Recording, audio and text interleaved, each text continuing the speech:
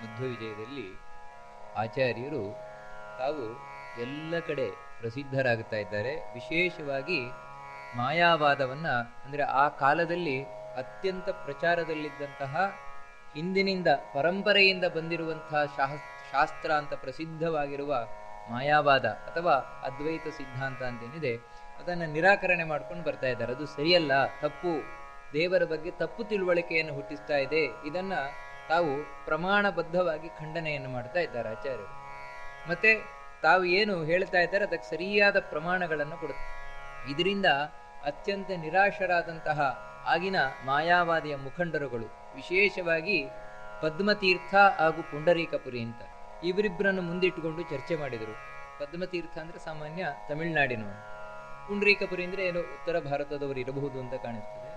ಇವರಿಬ್ಬರನ್ನ ಮುಂದೆ ಮಾಡಿಕೊಂಡು ಮುಂದೆ ನಾವಿವಾಗ ಏನು ಮಾಡೋಣ, ಯಾಕಂತ ಹೇಳಿದರೆ ಈ ಮಧ್ವಾಚಾರ್ಯರು ಹಾಗೂ ಅವರ ಶಿಷ್ಯರು ಎಲ್ಲ ಜನಗಳಲ್ಲಿ ತಾವು ಈ ಮಾಯಾವಾದದ ಬಗ್ಗೆ ವಿರೋಧ ಭಾವನೆಯನ್ನು ಹುಟ್ಟಿಸ್ತಾ ಇದ್ದಾರೆ, ಕೆಟ್ಟ ಭಾವನೆಯನ್ನು ಹುಟ್ಟಿಸ್ತಾ ಇದ್ದಾರೆ.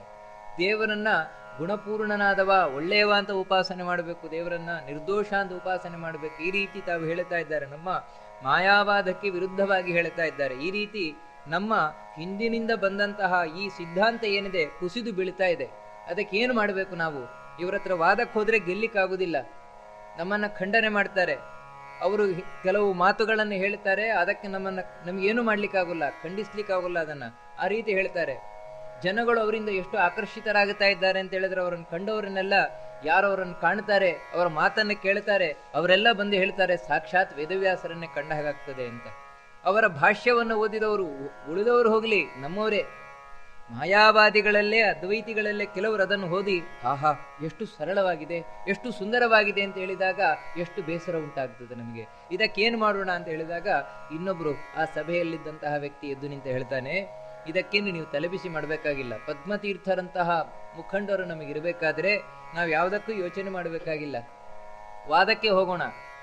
ವಾದದಲ್ಲಿ ಸೋಲಿಸ್ಲಿಕ್ಕಾಗದೇ ಇದ್ರೆ ಷಟ್ಕರ್ಮಜ್ಞೈಹಿ ದಿವ್ಯ ಮಂತ್ರೌಷಧಾಢ್ಯೈಹಿ, ನಮಗೆ ಇದೆ ಉಳಿದದ್ದು ಏನಂತ ಹೇಳಿದ್ರೆ ವಶೀಕರಣ, ಮಾರಣ, ಸ್ತಂಭನ ಮುಂತಾದವುಗಳು ಅಂತ ಹೇಳಿದ್ರೆ ಈ ವಾಮಾಚಾರದ ಮೂಲಕ ಅವರಿಗೆ ನಾವು ಪೆಟ್ಟನ್ನು ಕೊಡ್ಲಿಕ್ಕೆ ಪ್ರಯತ್ನ ಪಡೋಣ. ಆಗದೇ ಇದ್ರೆ ಗ್ರಾಮೇ ಗ್ರಾಮೇ ವಾರ್ಯತಾ ಮಾನನೇಶಾಂ ಪೂರ್ವಂ ಸಾಮಪೂರ್ವೈರುಪಾಯೈಹಿ ಸಂಪ್ರಾಪ್ತಾನಾಮಾನಭಂಗಾಯ ಕಾರ್ಯಂ ಗ್ರಂಥಾಕರ್ಷ್ಯಾದಿದ್ಯತೆ ರಸ್ಮದೀಯೈಹಿ. ಎಲ್ಲೆಲ್ಲಿ ಮಧ್ವಾಚಾರ್ಯರು ಅವರ ಶಿಷ್ಯರು ಹೋಗ್ತಾರೆ ಆ ಎಲ್ಲ ಹಳ್ಳಿಗಳಲ್ಲಿ ನಮ್ಮ ಜನರನ್ನು ನಿಲ್ಲಿಸಬೇಕು.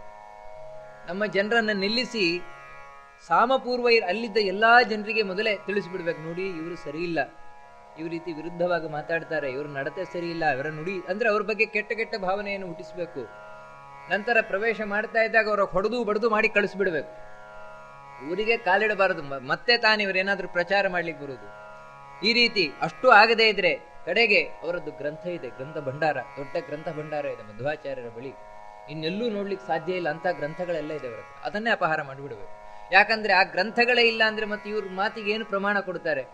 ತಾವು ಏನು ಹೇಳಿದ್ರು ಕೂಡ ಇದು ಇಂಥ ಗ್ರಂಥದಲ್ಲಿದೆ ಅಂತ ಹೇಳ್ತಾರೆ. ಎಲ್ಲಿದೆ ತೋರಿಸಿ ಅಂತ ಹೇಳಿದ್ರೆ ಟಕ್ಕ ತೆಗೆದು ತೋರಿಸ್ತಾರೆ ಗ್ರಂಥವನ್ನು.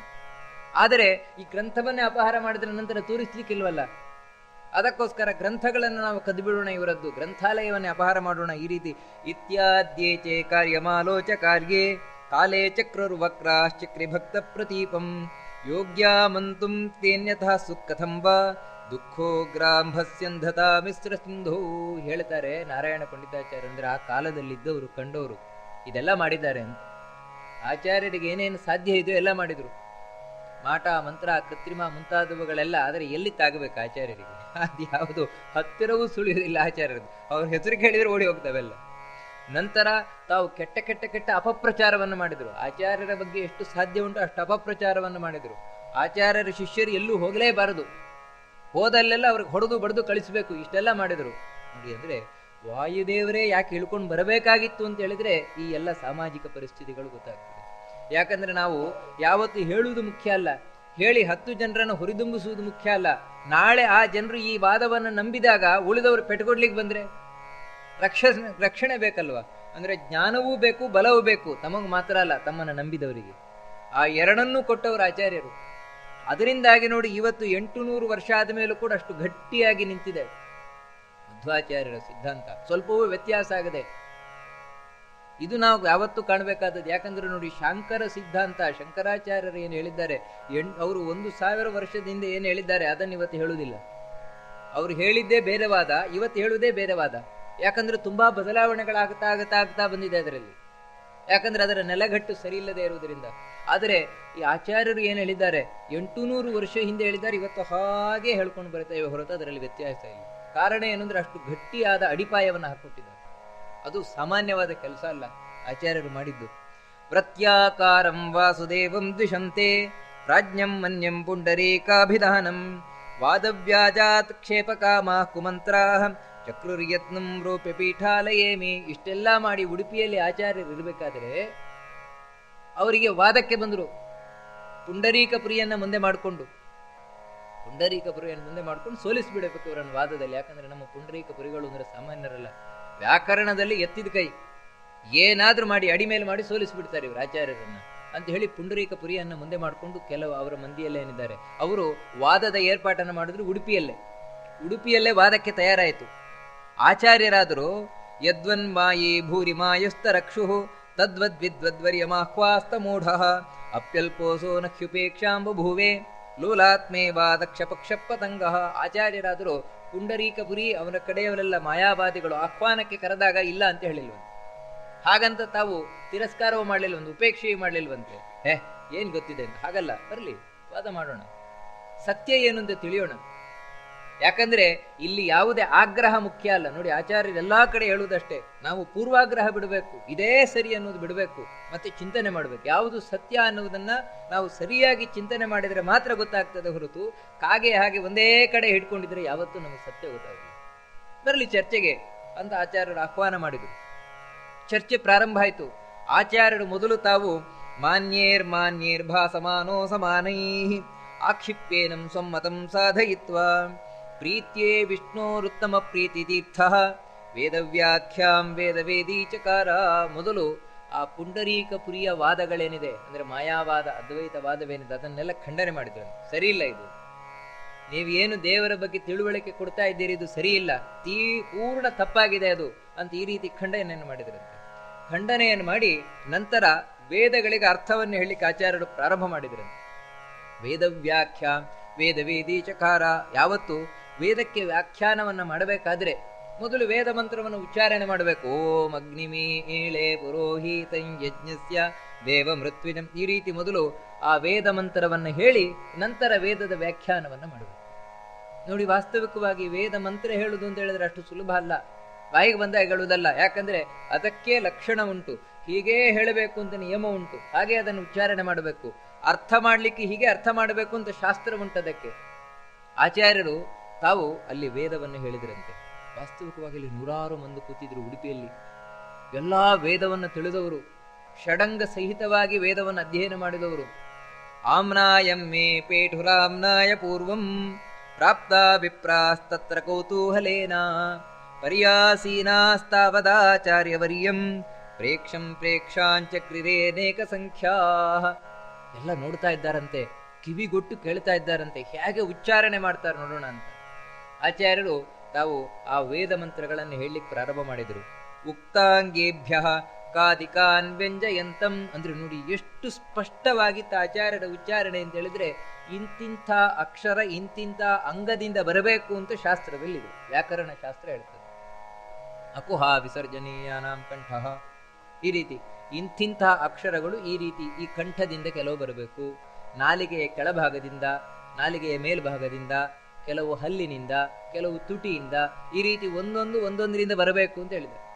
ಅಲ್ಲಲ್ಲಿಂದಲೇ ಆ ಅಕ್ಷರಗಳನ್ನು ಉಚ್ಚಾರಣೆ ಮಾಡಿದರೆ ಮಾತ್ರವೇ ಅದನ್ನು ಸ್ಪಷ್ಟ ಉಚ್ಚಾರಣೆ ಅಂತ ಕರಿತೇವೆ ಹೊರತು ಎಲ್ಲಿಂದಲೂ ಆ ಅಕ್ಷರಗಳು ಬಂತು ಅಂದ್ರೆ ಪ್ರಯೋಜನ ಇಲ್ಲ, ಅದು ಬೇರೆ ಅರ್ಥ ತಂದು ಬಿಡ್ತದೆ. ಅದು ಆಚಾರ್ಯರು ಆಯಾಯ ಸ್ಥಾನದಿಂದಲೇ ಅಕ್ಷರಗಳನ್ನ ಹೊರಗೆ ಹಾಕ್ತಾ ಇದ್ದಾರೆ. ಪ್ರತಿಯೊಂದು ಅಕ್ಷರವನ್ನು ಇವಾಗ ಕ ಖ ಗ ಘ ङ ಕಂಠದಿಂದ ಬರಬೇಕು ಪ್ರತಿಯೊಂದು ಕೂಡ. ಅದನ್ನು ನಾವು ಬೇರೆ ಕಡೆ ಮಾಡ್ಲಿಕ್ಕೆ ಹೋದ್ರೆ ಅಕ್ಷರವೇ ಹೋಗ್ಬಿಡ್ತದೆ, ಅದು ಆ ಅಕ್ಷರ ಬರುವುದಿಲ್ಲ. ಈ ರೀತಿ ಪ್ರತಿಯೊಂದು ಕೂಡ ಎಲ್ಲಿಂದ ಬರಬೇಕು ಅಲ್ಲಿಂದಲೇ ಅಕ್ಷರಗಳು ಉತ್ಪತ್ತಿಯಾಗಿ ಬರಬೇಕು. ಆ ರೀತಿ ಅಕ್ಷರಗಳನ್ನು ಉಚ್ಚಾರಣೆ ಮಾಡ್ತಾರಂತೆ. ತತ್ತನ್ಮಾತ್ರ ವ್ಯಂಜನಾದೋ ಪ್ರವೀಣಂ. ಮತ್ತೆ ಮಾತ್ರೆ ಅಂದ್ರೆ ಆ ಅಕ್ಷರಗಳನ್ನು ಉಚ್ಚಾರಣೆ ಮಾಡುವ ಕಾಲ, ಇಷ್ಟೇ ಕಾಲದಲ್ಲಿ ಬರಬೇಕು ಅಂತ ಹೇಳ್ತಾರೆ. ಹ್ರಸ್ವ, ದೀರ್ಘ, ಪ್ಲುತ. ಹ್ರಸ್ವ ಅಂತ ಹೇಳಿದ್ರೆ ಅ, ಒಂದು ಮಾತ್ರ ಕಾಲ. ಆ, ಎರಡು ಮಾತ್ರೆ. ಈ ರೀತಿ ಇಷ್ಟಿಷ್ಟೇ ಉಚ್ಚಾರಣೆ ಮಾಡಬೇಕು ಅಂತ ಹೇಳ್ತಾರೆ. ಅದಕ್ಕಿಂತ ಹೆಚ್ಚು ಮಾಡಬಾರದು ಅಂತ. ಅಗ್ನಿಮಿ, ಆ ಅಗ್ನಿಮಿ ಹೋಯ್ತು ನೋಡಿ, ಅಗ್ನಿಮೀಳೆ ಹಾಗೆ ಹೇಳಬೇಕು ಹೊರತು ಆ ಅಗ್ನಿಮಿ ಆ ಅಂದ್ರೆ ಅಲ್ಲಿ ಒಂಚೂರು ಹೇಳಿದ್ರೆ ಹೋಯ್ತು. ವೇದದ ಉಚ್ಚಾರಣೆಯೇ ಹೊರಟೋಯ್ತು, ವೇದ ಮಂತ್ರದ ಅರ್ಥವೇ ಹೊರಟೋಯ್ತು. ಅದಕ್ಕೆ ಆಚಾರ್ಯರು ಯಾವ ಯಾವ ಅಕ್ಷರಗಳನ್ನ ಯಾವ ಯಾವ ಮಾತ್ರೆಯಲ್ಲಿ ಹೇಗೆ ಉಚ್ಚಾರಣೆ ಮಾಡಬೇಕು ಹಾಗೇ ಮಾಡ್ತಾ ಇದ್ದಾರೆ. ತಿಸ್ರೋವಸ್ಥಾ ತದ್ಗುಣೈರ್ಭಾವಯಂತಂ. ಯಾವುದೇ ಒಂದು ಅಕ್ಷರ ಹೊರಗೆ ಬರಬೇಕಾದ್ರೆ ಮೂರು ತಾನು ಈ ಮಾರ್ಪಾಟನ್ನು ಹೊಂದಿ ಬರ್ತದೆ ಅಂತ ಹೇಳ್ತಾರೆ. ಯಾವುದಂದ್ರೆ ಮೊದಲು ಹೃದಯದಲ್ಲಿ ಹುಟ್ಟುಕೊಳ್ತದೆ, ಕಂಠದಲ್ಲಿ ಬರ್ತದೆ, ಮುಖದಿಂದ ಉಚ್ಚರಿಸಲ್ಪಡ್ತದೆ. ಆ ರೀತಿ ತಾವು ಉಚ್ಚಾರಣೆಯನ್ನು ಮಾಡ್ತಾ ಇದ್ದಾರಂತೆ. ಮೂರು ಅವಸ್ಥೆಯಲ್ಲಿ ತಾವು ಉಚ್ಚಾರಣೆ, ಪಶ್ಯಂತಿ, ಮಧ್ಯಮ, ವೈಖರಿ ಅಂತ ಕರೀತಾರೆ. ಮೊದಲು ಇಲ್ಲಿ ಆತ್ಮ ತಾನು ಬುದ್ಧಿಗೆ ಹೇಳ್ತದೆ, ಓ ಇಂಥ ಅಕ್ಷರವನ್ನು ಉಚ್ಚಾರಣೆ ಮಾಡಬೇಕು ಅಂತ. ಅದು ಮನಸ್ಸಿಗೆ ಬೆಳೀತದೆ, ಮನಸ್ಸು ತಾದು ದೇಹದ ಅಗ್ನಿಗೆ ಬೆಳೀತದೆ. ಅಲ್ಲಿಂದ ತಾನು ಈ ಹೃದಯಕ್ಕೆ ಬಡಿದು ಅಲ್ಲಿಂದ ಮೇಲಕ್ಕೆ ಬಂದು ಹೊರಗೆ ಶಬ್ದ ಬರಬೇಕು.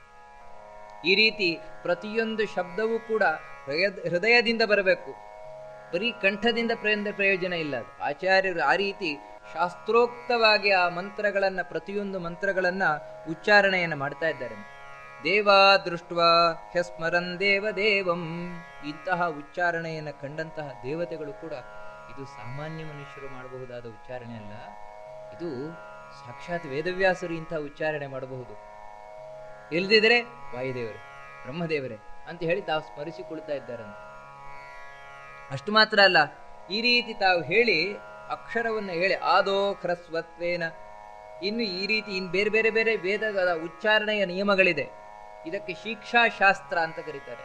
ಆ ಶಿಕ್ಷಾಶಾಸ್ತ್ರದಲ್ಲಿ ಯಾವ ರೀತಿ ಹೇಳಿದ ಅದೇ ರೀತಿ ಉಚ್ಚಾರಣೆಯನ್ನು ಮಾಡಿದರು. ಉಚ್ಚಾರಣೆ ಮಾಡಿದ ಮೇಲೆ ಅರ್ಥವನ್ನು ಹೇಳಬೇಕಲ್ವಾ, ಆ ಅರ್ಥ ಹೇಳಲಿಕ್ಕೆ ಮುಂದೆ ಅನೇಕ ಶಾಸ್ತ್ರಗಳನ್ನು ಹೇಳ್ತಾರೆ. ಕಾಲ್ಪಿ ಕ್ಲುಪ್ತಿರ್ ವ್ಯಂಜಯಂಚಾಂದಸೀಚ್ಛ ವ್ಯಕ್ತಂ ಶಾಸ್ತ್ರಂ ಶಾಸ್ತ್ರಮುದ್ಭಾವ್ಯ ಭೂಯಃ ಸವ್ಯಾಚಖ್ಯಾ ಉಕ್ತನೇರುಕ್ತ ಮಾರ್ಗೋ ಜಾಯಾಂಜ್ಯೋತಿರ್ವೇದಿನಾಂ ವೇದಮಿತ್ತಂ. ಮೊದಲು ಕಲ್ಪ ಅಂದ್ರೆ ನೋಡಿ, ಷಡಂಗಗಳು ಅಂತ. ಶಿಕ್ಷ, ಕಲ್ಪ, ವ್ಯಾಕರಣ, ನಿರುಕ್ತ, ಛಂದಸ್ಸು, ಜ್ಯೋತಿಷ ಅಂತ ಈ ಆರನ್ನ ಇಟ್ಕೊಂಡು ವೇದಕ್ಕೆ ಅರ್ಥ ಮಾಡಬೇಕು. ವೇದಕ್ಕೆ ಸಹಾಯಕವಾದ 6 ಅಂಗಗಳು. ಯಾವುದೇ ಒಂದು ವೇದವನ್ನು ಅಧ್ಯಯನ ಮಾಡುವುದು ಅಂದ್ರೆ ಈ 6 ಅಂಗಗಳಿಂದ ಸಹಿತವಾಗಿ ಅಧ್ಯಯನ ಮಾಡಬೇಕು. ಆಚಾರ್ಯರು ತಾವು ಶಿಕ್ಷಾಶಾಸ್ತ್ರವನ್ನ ಹೇಗೆ ಅಂತ ತೋರಿಸಿದ್ರು ಅಲ್ಲಿದ್ದವರಿಗೆ, ತಾವು ಉಚ್ಚಾರಣೆ ಮಾಡುವ ಮೂಲಕ. ನಂತರ ಈ ಮುಂದಿನದ್ದು ಕಲ್ಪ ಅಂತ. ಕಲ್ಪದಲ್ಲಿ ಕೆಲವು ನಿಯಮಗಳನ್ನು ಹೇಳಿದೆ. ಹೀಗೆ ಅಂತಂದ್ರೆ ಯಾವುದೇ ಒಂದು ಕರ್ಮದ ಕ್ರಮವನ್ನು ತಿಳಿಸುವಂಥದ್ದು, ಅದಕ್ಕೆ ಕೆಲವು ನಿಯಮಗಳಿದೆ. ಆ ನಿಯಮಗಳನ್ನು ಅಳವಡಿಸಿಕೊಂಡು ಆ ವೇದದ ಮಂತ್ರಗಳಿಗೆ ಅರ್ಥವನ್ನು ಹೇಳಬೇಕಾದ್ರೆ, ಅದೇ ರೀತಿ ಛಂದಸ್ಸಿಗೆ ಹೀಗೇ ಇರಬೇಕು ಅಂತ ನಿಬಂಧನೆಗಳಿದೆ. ಆ ಛಂದಸ್ಶಾಸ್ತ್ರದ ನಿಯಮಗಳೇನಿದೆ, ಆ ಛಂದಸ್ಶಾಸ್ತ್ರದ ನಿಯಮಗಳನ್ನೆಲ್ಲ ಸ್ಪಷ್ಟವಾಗಿ ತಾವು ಪಾಲಿಸ್ತಾ ಆಚಾರ್ಯರು. ಅದೇ ರೀತಿ ವ್ಯಾಕರಣಶಾಸ್ತ್ರ ಇರುವುದು ಶಬ್ದವನ್ನ ಬಿಡಿಸ್ಲಿಕ್ಕೋಸ್ಕರ. ಆ ಶಬ್ದದ ಪ್ರತಿಯೊಂದು ಪದ ಏನಿದೆ ಅದನ್ನ ತಾವು ಬಿಡಿಸಿ ತೋರಿಸ್ತಾ ನಂತರ ಅರ್ಥವನ್ನ ಹೇಗೆ ಹಚ್ಚಬೇಕು ಅಂತ ತಿಳಿಸುವಂತಹದ್ದು ನಿರುಕ್ತ ಶಾಸ್ತ್ರ. ಆ ನಿರುಕ್ತ ಶಾಸ್ತ್ರ ಪ್ರಕಾರ ತಾವು ಅರ್ಥವನ್ನು ಹಚ್ಚುತ್ತಾ ಜ್ಯೋತಿಷ್ಯರಲ್ಲಿ ಅತ್ಯಂತ ಅಗ್ರಗಣ್ಯರಾದಂತಹ ಆಚಾರ್ಯರು ಆ ವೇದಗಳಿಗೆ ಅರ್ಥವನ್ನು ಮಾಡಿದರು. ಈ ಅರ್ಥವನ್ನು ನೋಡಿ ಅಲ್ಲಿದ್ದವರೆಲ್ಲರೂ ಕೂಡ ಬಹಳ ಆನಂದ ಪಟ್ಟರಂತೆ. ಆಚಾರ್ಯರು ಯಾವಾಗ ಆ ವೇದದ ಮಂತ್ರಗಳಿಗೆ ಅರ್ಥವನ್ನು ಹೇಳಿ ಮುಗಿಸಿದ್ರು, ಮುಂದೆ ಅಲ್ಲಿದ್ದವರೆಲ್ಲರಿಗೂ ಕುತೂಹಲ ಶುರುವಾಯಿತು. ಇಷ್ಟು ಚಂದ ಉಚ್ಚಾರಣೆ ಮಾಡಿ ಅರ್ಥ ಹೇಳಿದ್ದಾರೆ, ಇನ್ನು ನಮ್ಮ ಇವರಿದ್ದಾರಲ್ವಾ ಪುಂಡರೀಕ ಪುರಿಗಳು, ಇವರ ಕಥೆ ಏನ್ ನೋಡೋಣ. ಯಾಕಂತ ಹೇಳಿದ್ರು ಇವರಿಬ್ಬರಲ್ಲಿ ಇವಾಗ ಯಾರು ದೊಡ್ಡವರು ಅಂತ ತಾವು ಕಾಣಬೇಕು ತಾನೆ. ಅದಕ್ಕೋಸ್ಕರ ಪ್ರಾಜ್ಞಯ ಪ್ರಜ್ಞಯಾಸೋ ಅಂತ ಓಚನ್ ಮಂತ್ರವರ್ಣಾಭಿಧೇಯಂ ತತ್ಪ್ರತ್ಯರ್ಥಿ ಪ್ರಾರ್ಥ್ಯತೆ ವಕ್ತುಮೇತತ್ ಪ್ರಾಜ್ಞಾಸ್ಮಾಭಿಃ ಶ್ರೋತು ಕಾಮೈರ್ಭವಾನ್ಶ್ಚ. ಜನಗಳೆಲ್ಲ ಹೋಗಿ ಪ್ರಾರ್ಥನೆ ಮಾಡ್ಕೊಂಡ್ರಂತೆ ಪುಂಡರೀಕ ಪುರಿಗಳ ಹತ್ರ. ಸ್ವಾಮಿ ಪುಂಡರೀಕ ಪುರಿಗಳೇ, ಅವರು ಸನ್ಯಾಸಿ, ತಮ್ಮ ಉಚ್ಚಾರಣೆ ಆಗಲಿ, ತಮ್ಮ ಅರ್ಥ ಆಗಲಿ. ಯಾಕಂದ್ರೆ ನಮಗೆ ಈಗ ಕುತೂಹಲ ಆಗಿಬಿಟ್ಟಿದೆ, ನಿಮ್ಮಿಬ್ಬರಲ್ಲಿ ಯಾರು ಶ್ರೇಷ್ಠರು, ಯಾವ ಸಿದ್ಧಾಂತ ಶ್ರೇಷ್ಠ ನಮಗೆ ಕಂಡುಕೊಳ್ಬೇಕು. ಅದಕ್ಕಾಗಿ ತಾವು ಕೂಡ ವೇದ ಮಂತ್ರ ತಮ್ಮಿಂದಲೂ ಹೇಳಲ್ಪಡ್ಲಿ, ವ್ಯಾಖ್ಯಾನ ಮಾಡಲ್ಪಡ್ಲಿ ಅಂತ ಹೇಳಿದ್ರು. ಈ ರೀತಿ ಹೇಳಿದ ಕೂಡಲೇ ಇತ್ಯುಕ್ತಸ್ತೈರೇಷ ವಿಸ್ತಾರ ಬುದ್ಧೇ ಪ್ರಾಪ್ತುಂ ಸಾಮ್ಯಂ ಸಂಪ್ರವೃತ್ತೋ ದುರಾತ್ಮ ಹಾಸ್ಯೋತ್ರಾಭೂತ್ ವಾಸುದೇವ ಪ್ರಭಾರ್ಥಿ ಯದ್ವತ್ ಪೂರ್ವಂ ಪೌಂಡ್ರಕೋ ವಾಸುದೇವಃ ಆಂಗಾದೇಶಾದುತ್ತರಂ ರಾದಿಶಬ್ದಂ ಶ್ರುತ್ವಾ ನಾರೇತ್ಯುಕ್ತವಂತಂ ಪದಂತಂ ವ್ಯಾಖ್ಯಾಲೌಲ್ಯಾದೈತರೇಯಾದಿ ಸೂಕ್ತೆ ಪೃಥ್ವೀ ದೇವಾನಂದನೀಯಂ ನಿನಿಂದು. ಓಹ್, ಏನು ಅವ್ರದ್ದೇನು ದೊಡ್ಡದು, ನಾನೇ ಹೇಳ್ತೇನೆ ನೋಡಿ, ನಾನೇನು ಕಮ್ಮಿಯಾ ಅಂತ ಹೇಳಿ ಆಚಾರ್ಯರಿಗೆ ಸಮಾನನಲ್ಲ, ನಾನು ಅವನಿಗಿಂತಲೂ ಹೆಚ್ಚಾಗಬೇಕು ಅಂತ ಪುಂಡರೀಕಪುರಿಗಳು ಪ್ರಾರಂಭ ಮಾಡಿದರು. ವೇದದ ಐತರೇಯ ಸಂಹಿತೆ ಅಂತ ಇವತ್ತೇನು ಎಲ್ಲ ಕಡೆ ಪ್ರಚಲಿತ ಇದೆ, ಅದು ಐತರೇಯ ಸಂಹಿತೆ ಅಂತ. ಅದರ ಮೊದಲ ಮಂತ್ರ, ಮೊದಲ ಸೂಕ್ತ, ಓಂ ಅಗ್ನಿಮೀಳೆ ಪುರೋಹಿತೈ ಯಜ್ಞಸ್ಯ ದೇವ ಮೃತ್ವಿಜಂ ಓತಾರಂ ರತ್ನಧಾತಾಮಂ ಅಗ್ನಿಃ ಪೂರ್ವೇಭಿರ್ಷಿಭಿರೀಡ್ಯೋ ನೂತಾನೇರುತ ಸ ದೇವಾಂಗೇಹ ವಕ್ಷತಿ ಅಗ್ನಿನಾ ಆರಯಮಷ್ಣವತ್ಪೋಷಾಮೇವ ದಿವೇ ದಿವೇ ಯಶಸಂ ವೀರವತ್ತಮಂ. ಈ ಮಂತ್ರಗಳು ಅದಕ್ಕೆ ತಾವು ಮೊದಲು ಉಚ್ಚಾರಣೆ ಮಾಡಿದರು. ಉಚ್ಚಾರಣೆ ಕತೆ ಹೋಗಲಿ, ಇನ್ನು ಅರ್ಥ ಹಚ್ಚಬೇಕಲ್ವಾ. ಅರ್ಥ ಹಚ್ಚುವುದಕ್ಕಿಂತ ಮುಂಚೆ ಸಂಸ್ಕೃತದಲ್ಲಿ ಪದಚ್ಛೇದ ಮಾಡಬೇಕು. ಒಂದೊಂದು ಪದವನ್ನು ಬಿಡಿಸಿ ಬಿಡಿಸಿ ಬಿಡಿಸಿ ಬಿಡಿಸಿಕೊಂಡು ನಂತರ ಅದಕ್ಕೆ ಅರ್ಥ ಹಚ್ಚುವುದು. ಬಿಡಿಸ್ಲಿಕ್ಕೆ ಶುರು ಮಾಡಿದ್ರು ಇವರು, ನಮ್ಮ ಪುಂಡರೀಕಪುರಿಗಳು ಎಲ್ಲ ಬಿಡಿಸ್ತಾ ಈ ಎರಡು ಇದು ಸಾಲವನ್ನೇ ಹೇಗೋ ಬಿಡಿಸಿದ್ರು. ಮುಂದಿನದ್ದು ಅಗ್ನಿನಾ ರಯಿಮಷ್ಣವತ್ಪೋಷಾಮೇವ ದಿವೇ ದಿವೇ ಅಂತ ಈ ಮಂತ್ರ ಇದೆ. ಅದರಲ್ಲಿ ಯಾರಿಗೂ ಸಾಮಾನ್ಯರಿಗೂ ಅರ್ಥವಾಗುವಂತಹದ್ದು ಅಗ್ನಿನ ರಯಿಂ ಅಷ್ಣವತು. ಅಗ್ನಿನ ಅಂದ್ರೆ ಅಗ್ನಿಯಿಂದ ಅಂತ ಈ ರೀತಿ ಅರ್ಥ. ಇವರು ಭಾರಿ ಏನ್ ಮಾಡ, ಈ ಪುಂಡರೀಕಪುರಿ ಏನ್ ಮಾಡಿದ ಅಂದ್ರೆ ಅಗ್ನಿನ ರಯಿಂ ಅಷ್ಣವತು ಅಂತ ಹೇಳೋದು ಬಿಟ್ಟು ಅಲ್ಲಿದ್ದ ಎಲ್ಲ ನೋಡ್ತಾ ಇದ್ದಾರೆ. ಸಾವಿರಾರು ಪಂಡಿತರು ಹೋಗ್ಲಿ, ಸಾಮಾನ್ಯ ಜನರು ಕೂತಿದಾರಲ್ಲಿ. ಆಗಿನ ಕಾಲದಲ್ಲಿ ಸಾಮಾನ್ಯ ಜನರಿಗೂ ಸಂಸ್ಕೃತ ಜ್ಞಾನ ಇತ್ತು. ಇವನು ಅಗ್ನಿ ನಾರಯಿಂ ಅಂದ್ರು, ಗೊಳ್ಳನೆ ಗಟ್ರು ಎಲ್ಲ. ಅಗ್ನಿನ ರಯಿಂ ಅಂತ ಹೇಳೋದು ಬಿಟ್ಟು ಅಗ್ನಿ ನಾರಯಿಂ ಅಷ್ಟಮತು ಅಂತ ಗೊಳ್ಳನೆ ಗಟ್ರು. ಅಯ್ಯೋ, ಇವರಿಗೆ ಹೇಗೆ ಪದಚ್ಛೇದ ಮಾಡಬೇಕು ಅಂತ ಗೊತ್ತಿಲ್ಲ, ಇನ್ನು ಅರ್ಥ ಹೇಳಲಿಕ್ಕೆ ಬರ್ತಾರಂತೆ. ಮಧ್ವಾಚಾರ್ಯಗೆ ಸಮಾನ ಅಂತ ಹೇಳ್ತಾರಲ್ಲ ಅಂತೇಳಿ ಎಲ್ಲ ಜನಗಳು ಕೂಡ ಗೊಳ್ಳನೆ ಗಟ್ರಂತೆ. ಹಾಗೆ ಈ ರೀತಿ ಹಾಸ್ಯೋತ್ರಾಭೂತ್ ವಾಸುದೇವ ಪ್ರಭಾರತಿ, ಆಚಾರ್ಯರಿಗೆ ಎದುರು ತಾನಂತ ಹೇಳಲಿಕ್ಕೆ ಹೋಗಿ ಈ ರೀತಿ ಹಾಸ್ಯಾಸ್ಪದ ಆಗೋದ್ರು. ಒಂದು ಮಾತು ಬರೀತಾರೆ ನಾರಾಯಣ ಪಂಡಿತಾಚಾರ್ಯರು, ವಾಸ್ತವಿಕವಾಗಿ ಅದು ಅಷ್ಟು ದಡ್ಡ ಅಲ್ಲ ಅಂತ. ಪುಂಡರೀಕಪುರಿ ನಾವು ಏನು ಅಪಹಾಸ್ಯ ಮಾಡುವಷ್ಟು ದಡ್ಡ ಅಲ್ಲ. ಯಾಕಂತ ಹೇಳಿದ್ರೆ ದೊಡ್ಡ ವ್ಯಾಕರಣದ ವಿದ್ವಾಂಸ ಅಂತ ಬರೀತಾರೆ. ಶಾಬ್ದಿಕ ಕಥಮಿದಂ ವದೇದೇತಿ, ದೊಡ್ಡ ವ್ಯಾಕರಣ ಪಂಡಿತ ಪುಂಡರೀಕಪುರಿ. ಅದಕ್ಕೆ ಅವನನ್ನು ಮುಂದೆ ಮಾಡ್ಕೊಂಡು ಬಂದದ್ದು. ಯಾರೋ ಸಾಮಾನ್ಯನಾಗಿದ್ರೆ ಮುಂದೆ ಮಾಡ್ಕೊಂಡು ಬರ್ತಾ ಇದ್ರು, ಅದು ಆಚಾರ್ಯರ ಮುಂದೆ ನಿಲ್ಲಿಸ್ಲಿಕ್ಕೆ.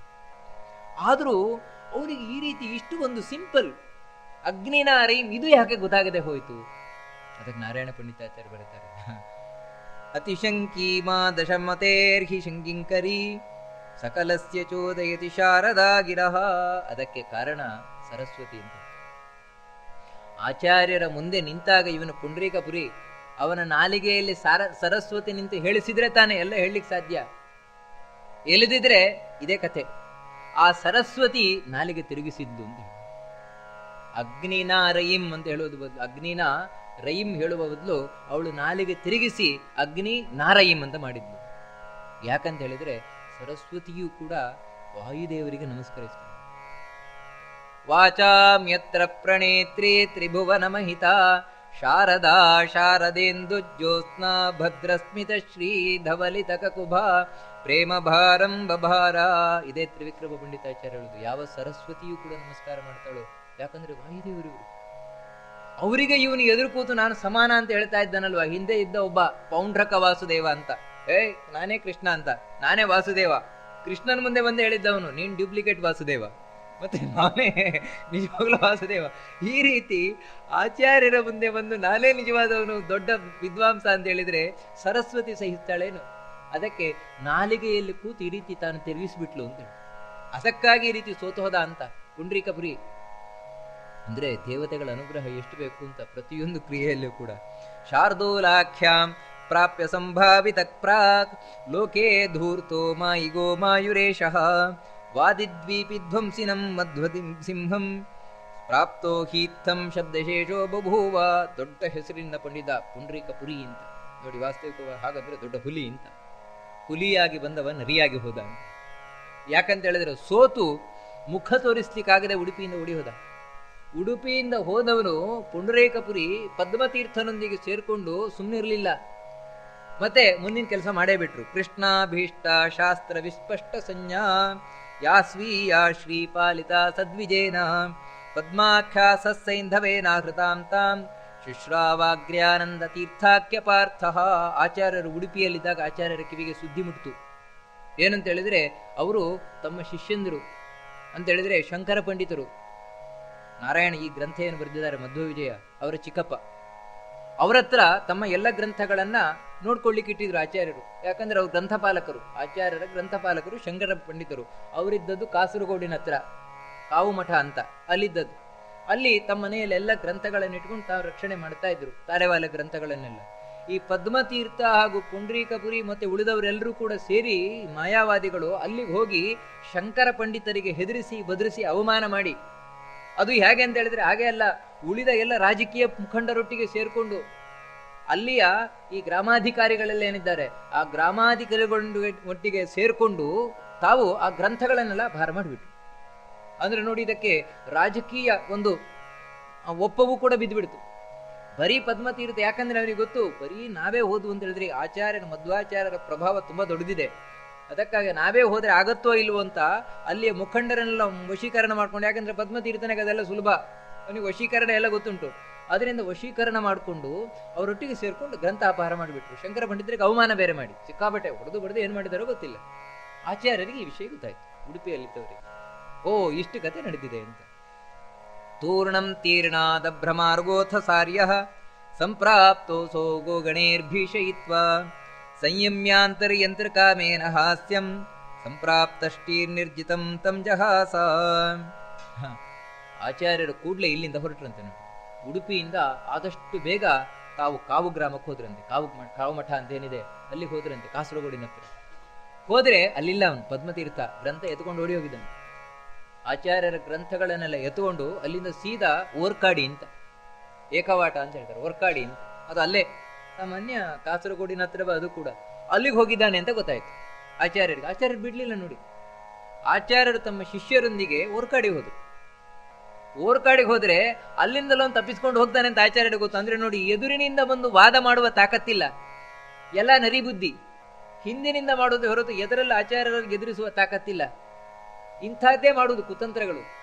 ಆಚಾರ್ಯರದ್ದು ಯಾವುದಕ್ಕೂ ಹೆದರೋಲ್ಲ, ಯಾಕಂದ್ರೆ ತಾವು ವಾಮ ಮಾರ್ಗ ಹಿಡಿಯುವುದಿಲ್ಲ, ನೇರ ಮಾರ್ಗ. ಸೀದಾ ಹೋದ್ರು. ಹೋಗಿ ಮೊದಲು ಹೇಳಿದ್ರು ಶಿಷ್ಯರಿಗೆ, ಎಲ್ಲ ಸುತ್ತ ನಿಂತ್ಕೊಳ್ಳಿ, ಇದ್ರೆ ಓಡಿ ಹೋಗ್ತಾನೆ ಇವನು ಅಂತ.